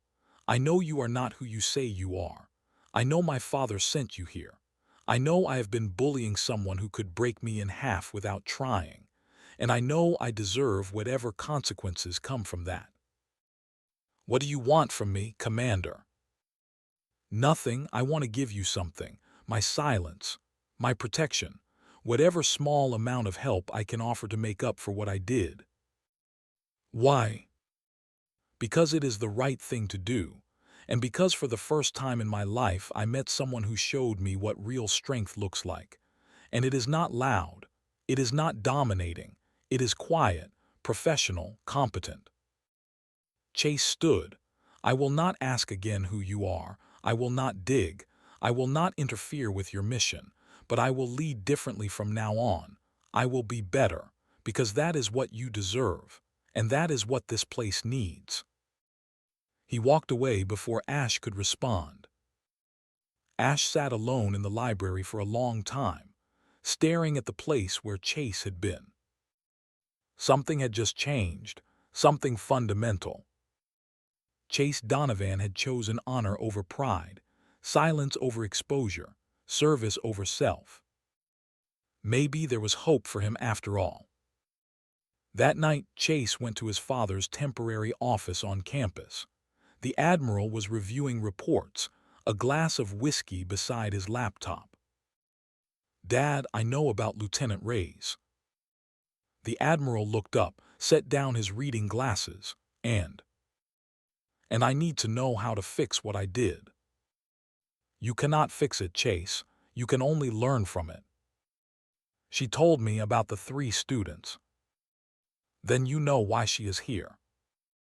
But why did you send her? Why not someone else? Because she volunteered, begged actually. She said, I broke it, I fix it. And you let her. I ordered her. Because the Navy does not need people who run from mistakes.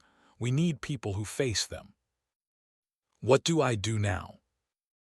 What do you think? I need to apologize publicly. No. What, why not? Because that is about you feeling better, not about her mission. If you expose her, you ruin everything she is trying to fix. So I just do nothing. No, you become the leader she is trying to create. Show her the doctrine works. The Admiral stood, walked to the window overlooking the yard. Son, 3 months from now there is a ceremony, end of semester. That is when her cover ends. That is when the truth comes out. Until then, you protect her secret like it is your own. And after you will have your chance to make amends, but it will not be an apology. It will be proof that you learned. The alarm suddenly blared. Campus-wide lockdown. The kind of alarm that only sounded for serious security breaches. The Admiral grabbed his cover. What the hell? The PA system crackled. All personnel, security breach, main auditorium, lockdown initiated. They ran. The main auditorium was packed. 1,200 midshipmen crammed into a space designed for 1,000. Every instructor, every officer on base. The energy was electric with confusion and fear. On stage, 3 admirals, Commander Vance, Master Chief Kowalski. And in the center of it all, standing alone, was Ash. The PA system spoke again. Midshipman Ashlyn Reyes, report to main stage. Chase pushed through the crowd, tried to get to the front, tried to stop whatever was about to happen. But he was too late. Vice Admiral Donovan stepped to the microphone. His voice carried across the auditorium like a hammer blow. Attention! What you are about to witness is classified at the highest levels. Any unauthorized disclosure will result in court-martial. Is that understood? A murmur of acknowledgement. Donovan nodded to Vance. She pulled out a tablet, entered a code. The main screen behind the stage lit up. Classified file decrypting. Chase watched in horror as the decryption bar filled.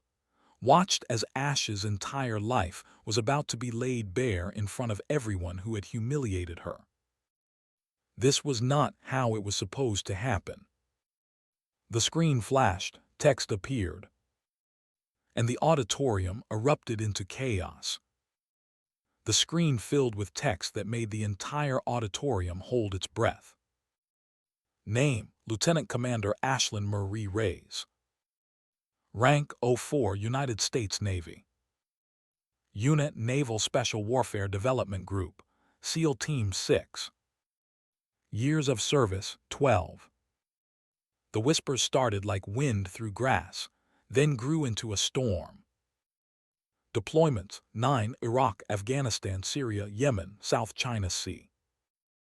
Awards: Navy Cross, 2 Silver Stars, 4 Bronze Stars with Valor Device, 3 Purple Hearts, Presidential Unit Citation. Chase stood frozen in the crowd, watched Jade's face go white, watched Lee's mouth fall open, watched 1,200 midshipmen realize that the quiet transfer student they had ignored for 4 months was a living legend. But the screen was not finished. Operation Neptune's Daughter, 2022, classification top secret, 11 killed in action, 1 survivor. The auditorium went silent, the kind of silence that pressed against your eardrums, that made you aware of your own heartbeat. Admiral Donovan's voice cut through it like a blade. Lieutenant Commander Reyes, step forward. Ash walked from the back of the auditorium. Every eye followed her, every head turned. The sea of midshipmen parted without anyone consciously making the decision to move. She walked in her dirty utility uniform, face still streaked with dried sweat and marsh mud from Iron Tempest. She moved with the same quiet economy she always had, but now everyone could see it for what it was. Not weakness, not timidity. Professional competence honed to a razor edge. She stopped at the base of the stage, came to attention, saluted. Donovan did not return it, just looked at her for a long moment, then spoke to the assembled brigade. 12 months ago, I stood in this auditorium and told you that honor, courage, and commitment were the pillars of naval service. He paused, let the words settle. Today, I am here to tell you I lied. The shock rippled through the crowd like a physical wave. Those are not the pillars, they are the floor, the bare minimum. The real pillar is accountability. Donovan's voice was steady, but something underneath it cracked. 5 years ago, I made a decision. I approved new training doctrine, high-tech, team-dependent, efficient on paper, and it got 3 sailors killed. He pulled out 3 photographs, held them up. Bradley, Kim, Santos were the best of their class. They graduated with honors. They passed SEAL training, and they died in Syria because I taught them wrong. The silence was absolute now. You could have heard a pin drop on the carpet. Their instructor, Lieutenant Reyes at the time, requested discharge. I denied it. She requested court-martial. I denied it. She volunteered for suicide missions. I denied those too. Because I did not need her to die. I needed her to live with what we did, and to fix it. Donovan turned to Ash. His eyes were red. Lieutenant Commander Reyes volunteered for this assignment. She requested to come back, undercover, to endure what you endured, to see what I could not see from my office. He pulled out a thick report, 200 pages bound in a red cover, and what did she find? The admirals behind him stood silent as witnesses. She found that we have built a culture of arrogance, where legacy matters more than merit, where loud leadership is rewarded over quiet competence. Donovan's voice hardened now, and she found that my own son, Brigade Commander Donovan, pushed a combat-decorated officer down a staircase and faced no consequences. Because his father is a vice admiral, because the system protected him instead of holding him accountable. Every eye in the auditorium turned to Chase. Chase wanted to disappear, to sink through the floor, to be anywhere but here with 1,000 people staring at him. But he forced himself to stand, to take it, to not look away. "You did not know," Donovan continued. His voice was iron now. "Exactly. You did not know because you did not care to know. You saw a transfer midshipman. You saw weakness. You did not see a Navy Cross recipient. You did not see a woman who survived 11 teammates dying around her." Donovan looked directly at his son now. "And I created the system that let you think that was acceptable. I approved a culture where my name protected you from consequences, where privilege mattered more than character. That ends today." Donovan pulled out another document. "Brigade Commander Chase Donovan. Effective immediately, you are placed on leadership probation. Any further violations and you will be removed from command and face formal disciplinary action. You will also complete 200 hours of community service teaching plebes the fundamentals of respect and professional conduct. Do you understand?" Chase's voice cracked. "Yes, sir." "This is not punishment, son. This is accountability, mine and yours. We failed Lieutenant Commander Reyes.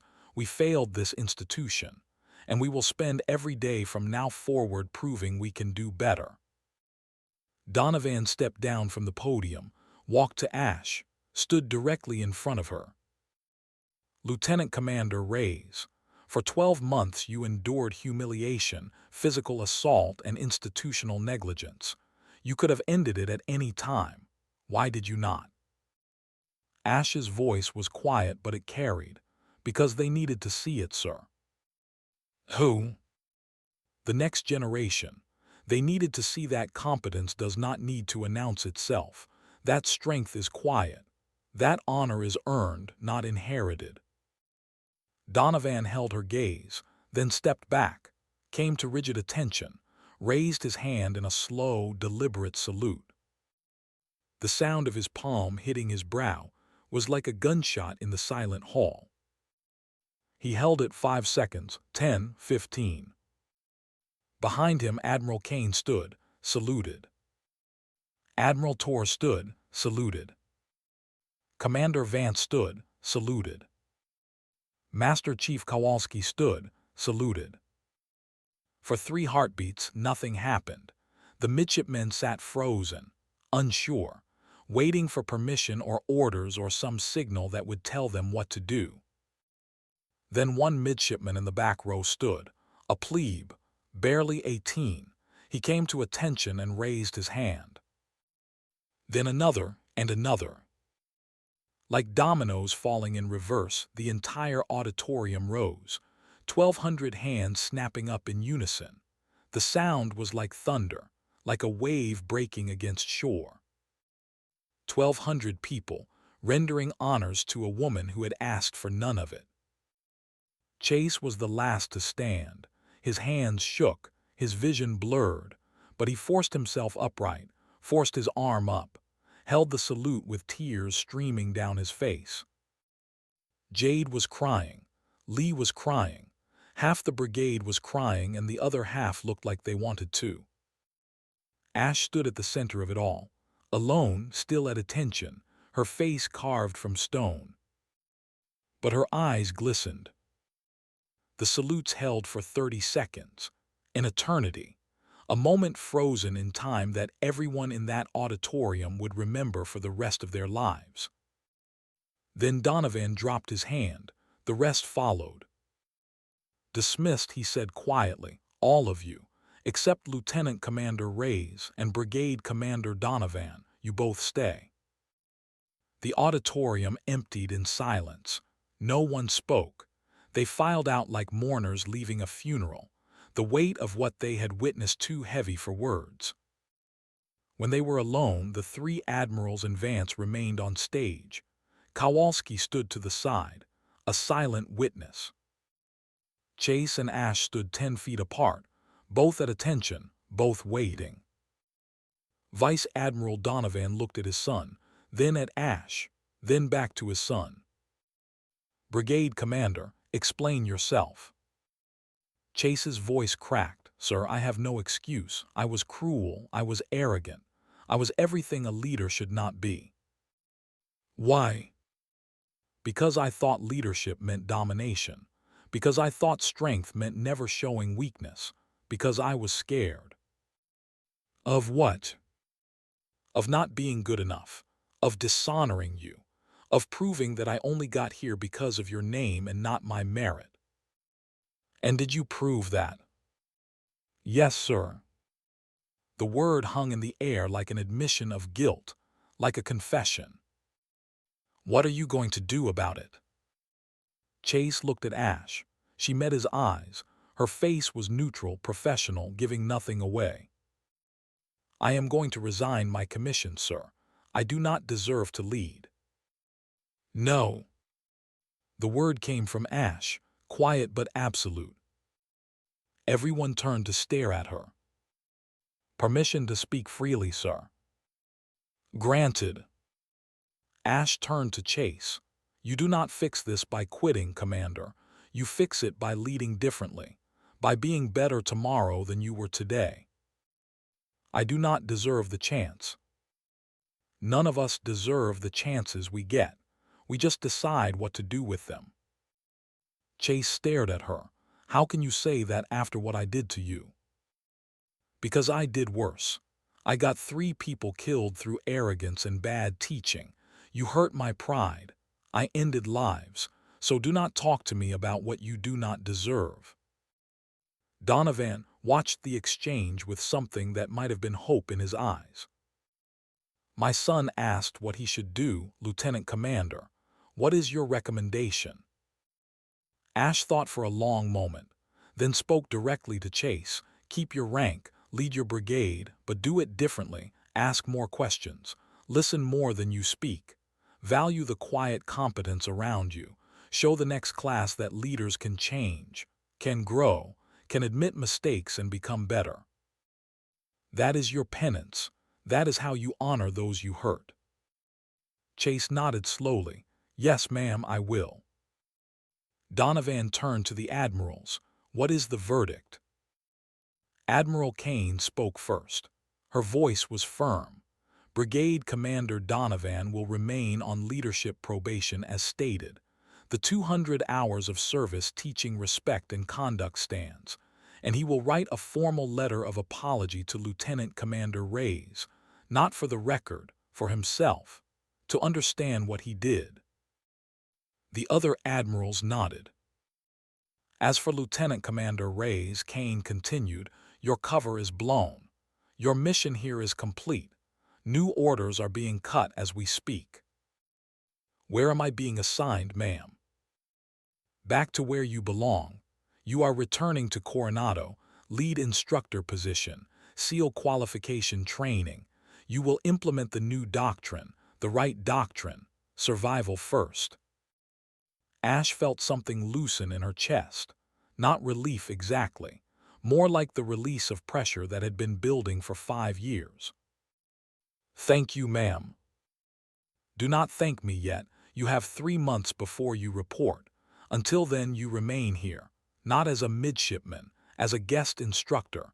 You will teach a new course, asymmetric warfare and survival, mandatory for all seniors.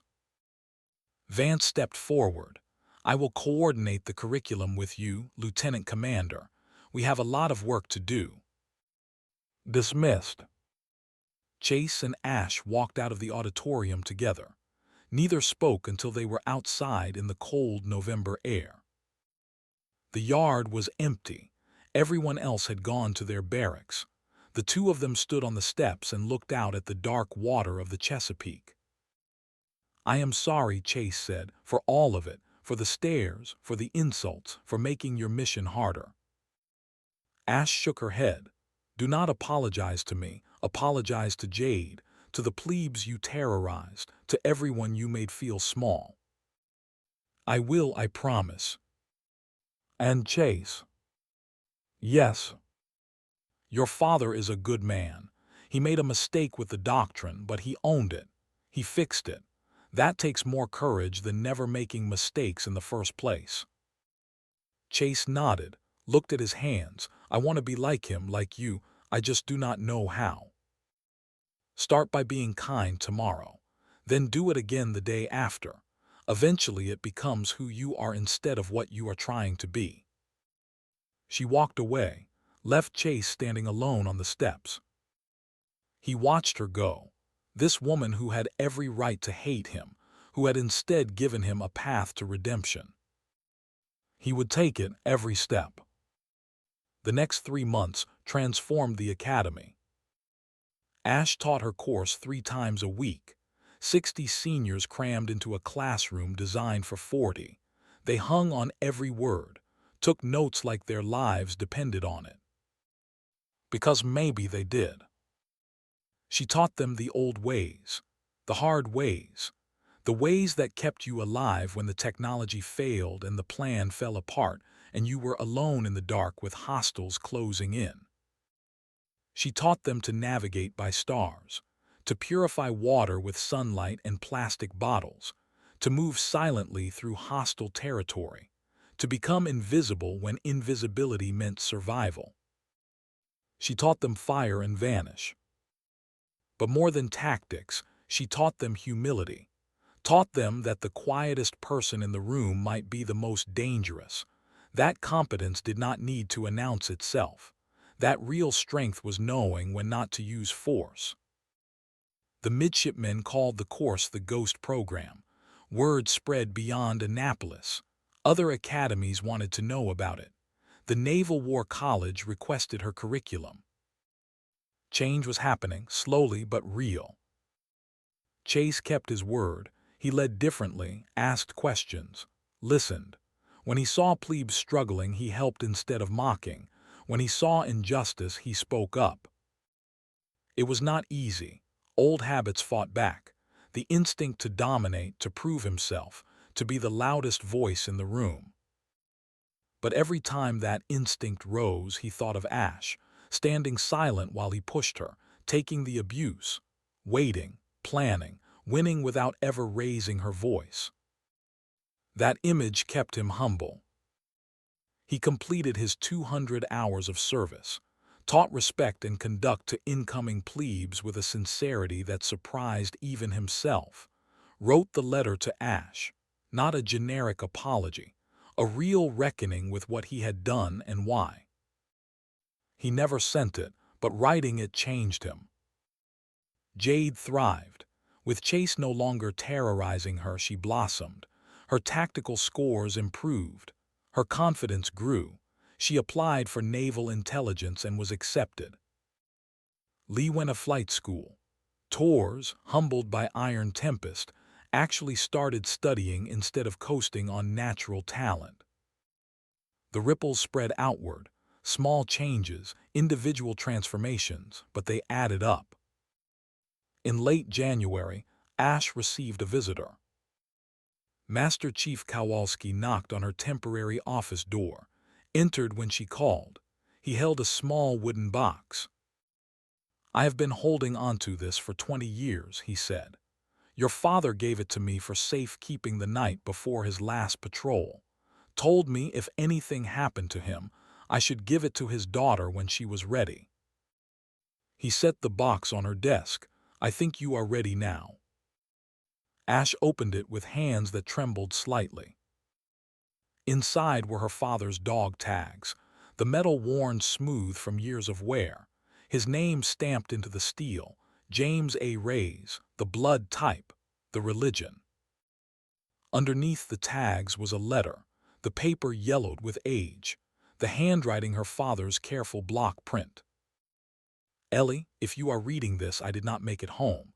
I am sorry. I know that is not good enough, it never is, but I want you to know something. The silent service is not about being quiet. It is about letting your actions speak louder than your words. It is about doing the hard right thing when no one is watching. It is about serving something bigger than yourself. You have always had that in you. Even as a little girl, you saw what needed doing and you did it without being asked. That is leadership, that is honor. I am proud of you. I have always been proud of you, not for what you accomplish, but for who you are. Stay strong, stay silent, stay true. And when you fall, because everyone falls, get back up and keep moving forward. That is all any of us can do. I love you, kiddo. Tell your mom I tried to be careful, Dad. Ash read the letter 3 times, then carefully folded it, put it back in the box with the dog tags. Thank you, Master Chief. Kowalski saluted. Your father was the best man I ever knew, and you are just like him. He left. Ash sat alone in her office, put the dog tags around her neck, felt the weight of them, the history, the legacy. She would carry it forward. In March, 2 weeks before graduation, Chase found Ash in the library. She was grading papers from her course, red pen moving across essays about survival tactics and asymmetric warfare. Ma'am, I need to tell you something. Ash looked up. What is it, Commander? I am going to SEAL training. Bud S. I start in June. Congratulations. I am terrified. Good, fear keeps you alive. If I make it through, will you be there? Ash set down her pen. I will be at Coronado teaching SQT. If you graduate Bud S., you will end up in my classroom eventually. Then I will work harder than I have ever worked in my life, because I want to prove to you that I learned, that I changed. You do not have to prove anything to me, Chase. You have to prove it to yourself. I will, I promise. He turned to leave, stopped, turned back. Ma'am, can I ask you something? Go ahead. Operation Neptune's daughter, what happened? Ash was quiet for a long moment. When she spoke, her voice was distant, remembering. We were infiltrating an island in the South China Sea, Chinese military installation, high-value intelligence target. 12 of us went in. Only I came out. What went wrong? Everything. Intelligence was bad. Enemy force was triple what we expected. They knew we were coming, ambushed us on the beach. We fought for 6 hours, ran out of ammunition, ran out of options. My team leader, Master Chief Hale, he used himself as a decoy, drew their fire while I extracted the mission data. He saved my life. They all saved my life. Why you? Why were you the one who survived? I was the smallest, the fastest, the one they thought they could afford to lose. Hale made that call, told me to run, to get the intelligence home, to make their deaths mean something. And did it mean something? The intelligence prevented a war, saved thousands of lives, so yes, it meant something, but that does not make it hurt less. Chase nodded. I am sorry. Do not be sorry. Just be the kind of leader who makes sure his people do not die for bad intelligence and flawed doctrine. That is how you honor them. Yes, ma'am. Graduation day came with spring sunshine and a breeze that smelled of salt and new beginnings. The brigade marched in formation across the yard. Families filled the stands. Admirals and generals sat on the platform. The Secretary of the Navy delivered a speech about service and sacrifice. But the moment everyone remembered came during the awards ceremony. Vice Admiral Donovan stepped to the podium, called 3 names. Midshipman Jade Park, Midshipman Lee, Midshipman Torres front and center. They marched forward, stood at attention. For exceptional performance during Exercise Iron Tempest, demonstrating the highest standards of tactical innovation and operational excellence, you are hereby awarded the Naval Academy Superintendent's Letter of Commendation. The crowd applauded. Jade's parents were crying. Lee's grandmother was beaming. But Donovan was not finished. And for your instructor, who showed you that true strength requires no announcement, who taught you that honor is earned through action, not inherited through name, we have something special. He nodded to the side of the stage. A Marine in dress blues marched out carrying a shadow box. Inside was a folded flag and 3 photographs. Bradley Kim Santos. Lieutenant Commander Ashlyn Reyes, front and center. Ash walked onto the stage in her dress whites, every ribbon and medal earned over 12 years of service displayed on her chest, the Navy cross at the top, the silver stars below, the Purple Heart's testament to blood shed in service. She stopped, saluted. Donovan opened the shadow box, removed the flag, unfolded it carefully.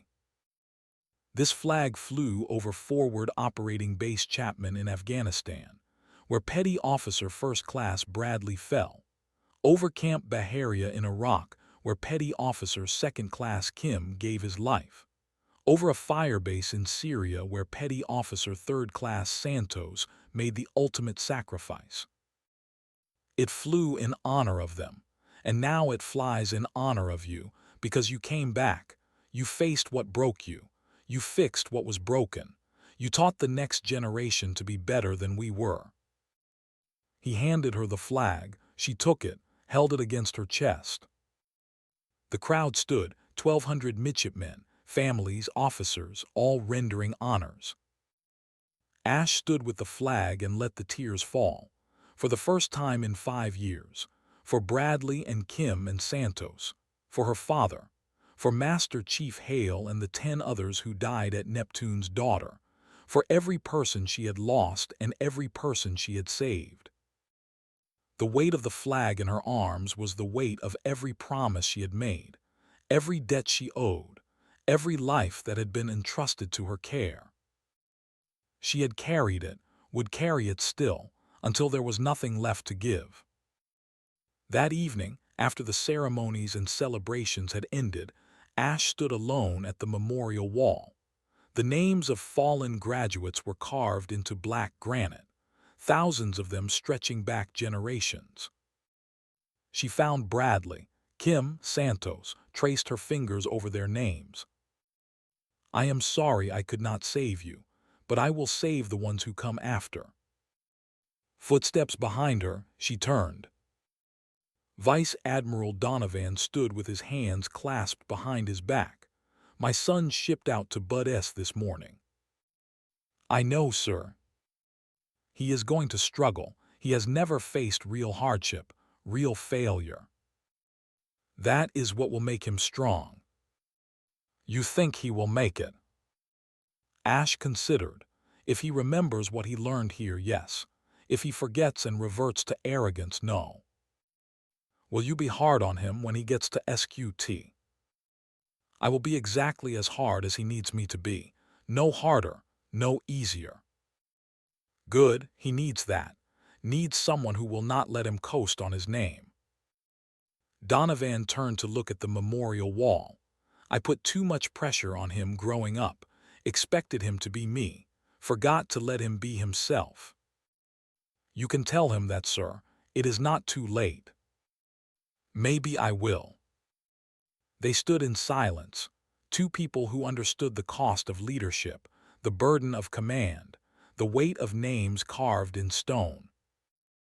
Thank you, Donovan said quietly, for giving him a second chance, for giving all of them a second chance. They earned it, sir.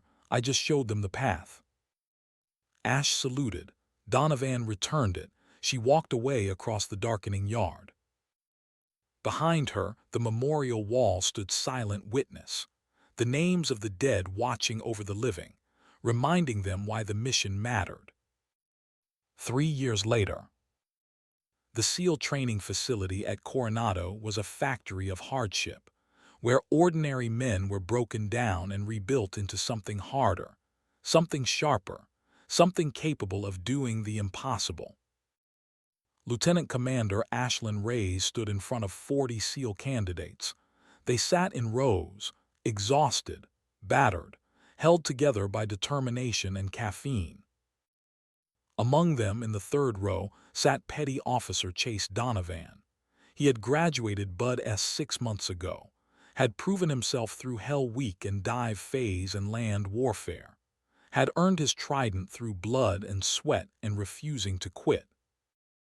Now he was in SEAL qualification training, the final crucible before becoming operational. and Ash was his instructor. "Today's lesson," she said, her voice calm and level, "escape and evasion. You are alone behind enemy lines, no communications, no extraction for 72 hours. What is your first priority?" Half the class shouted, "Establish hide site." The other half shouted, "Signal for rescue." Both wrong. The room went silent. Your first priority is to survive long enough to have options. You cannot hide if you are dehydrated. You cannot signal if you are captured. Survival first, always. The candidates scribbled notes. Second lesson. The enemy you should fear most is not the one with guns. It is the one you underestimate. She looked at Chase. He sat straighter, met her eyes. "Petty Officer Donovan, do you understand?" "Yes, ma'am. I learned that the hard way." "Good, do not forget it." After class, Chase approached her desk. "Ma'am, I wanted to thank you." "For what?" "For not giving up on me. For showing me what real leadership looks like." "You did the work, petty officer. I just pointed the direction." "Still, I would not be here without you." "Yes, you would. You just would have taken a harder path to get here." He smiled, probably true. He turned to leave, stopped. "One more thing, ma'am." "Go ahead." "Jade made lieutenant. Naval intelligence. She is crushing it. Lee is flying Super Hornets off the Nimitz. Torres became a Marine. Even he is doing well. The Ghost program worked, ma'am. We all made it because of you." Ash felt something warm in her chest. Not pride exactly. Something quieter. Satisfaction. The knowledge that the work mattered, that the mission was succeeding. "Get out of here, petty officer. You have drowned proofing in 20 minutes." "Yes, ma'am." He left.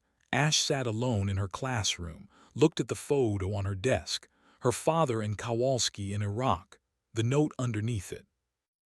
Fire and vanish. She had done that for 5 years, for Bradley and Kim and Santos, for all the others who would come after. But the work was not done, would never be done.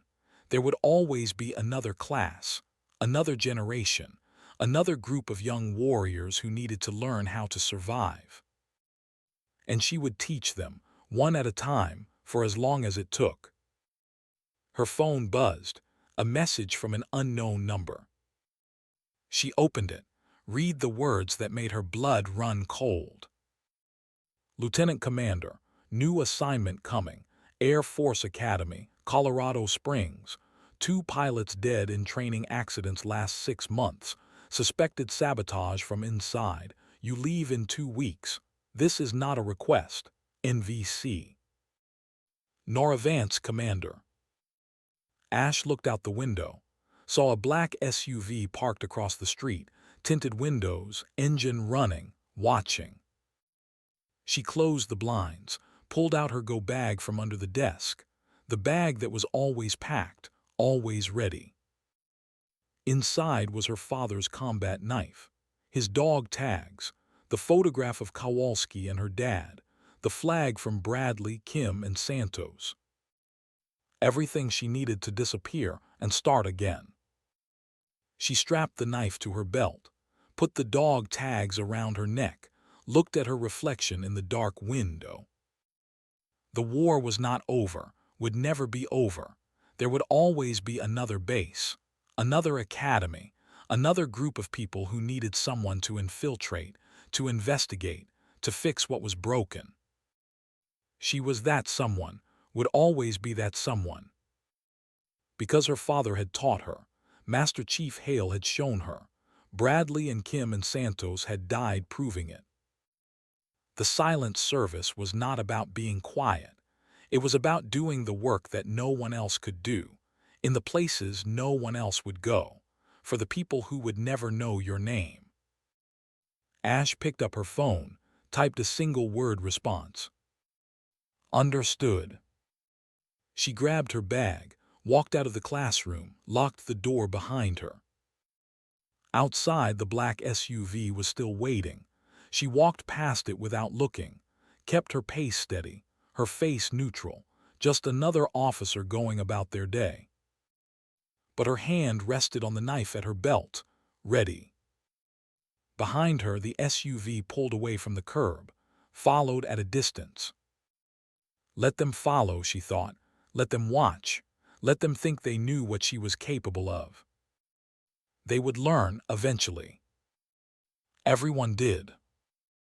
The sun set over Coronado. The SEAL training compound lit up with floodlights. In the distance, the ocean stretched dark and infinite. Ash walked toward it, toward the next mission, the next base, the next battle in a war that would never end. But she walked without fear, because she was not alone. She carried her father's legacy, Master Chief Hale's lessons, the memory of 11 teammates who had given everything. She carried Bradley and Kim and Santos, carried the promise she had made to teach the next generation better, to make sure their deaths meant something. She would keep that promise, no matter where they sent her, no matter what they asked her to do. Because that was the job, that was the calling. That was the silent service. And Ashlyn Reyes would serve until there was nothing left to give. The ocean whispered secrets to the shore. The wind carried the smell of salt and possibility. And somewhere in the darkness, another mission was waiting. She would be ready. She was always ready. Fire and vanish. The doctrine that had saved her life, that she had taught to hundreds, that would live on long after she was gone. 3 words that meant everything. Hit hard, disappear, win by making the enemy defeat themselves. It was not just tactics, it was philosophy, it was survival. It was the way warriors moved through a world that did not understand them. Quiet, professional, deadly. The silent service. And the work would never end. The hardest part of telling this story, knowing that somewhere, a real operator is serving in silence while we sleep safely. I've got 47 more stories like this, quiet heroes the world never knew existed.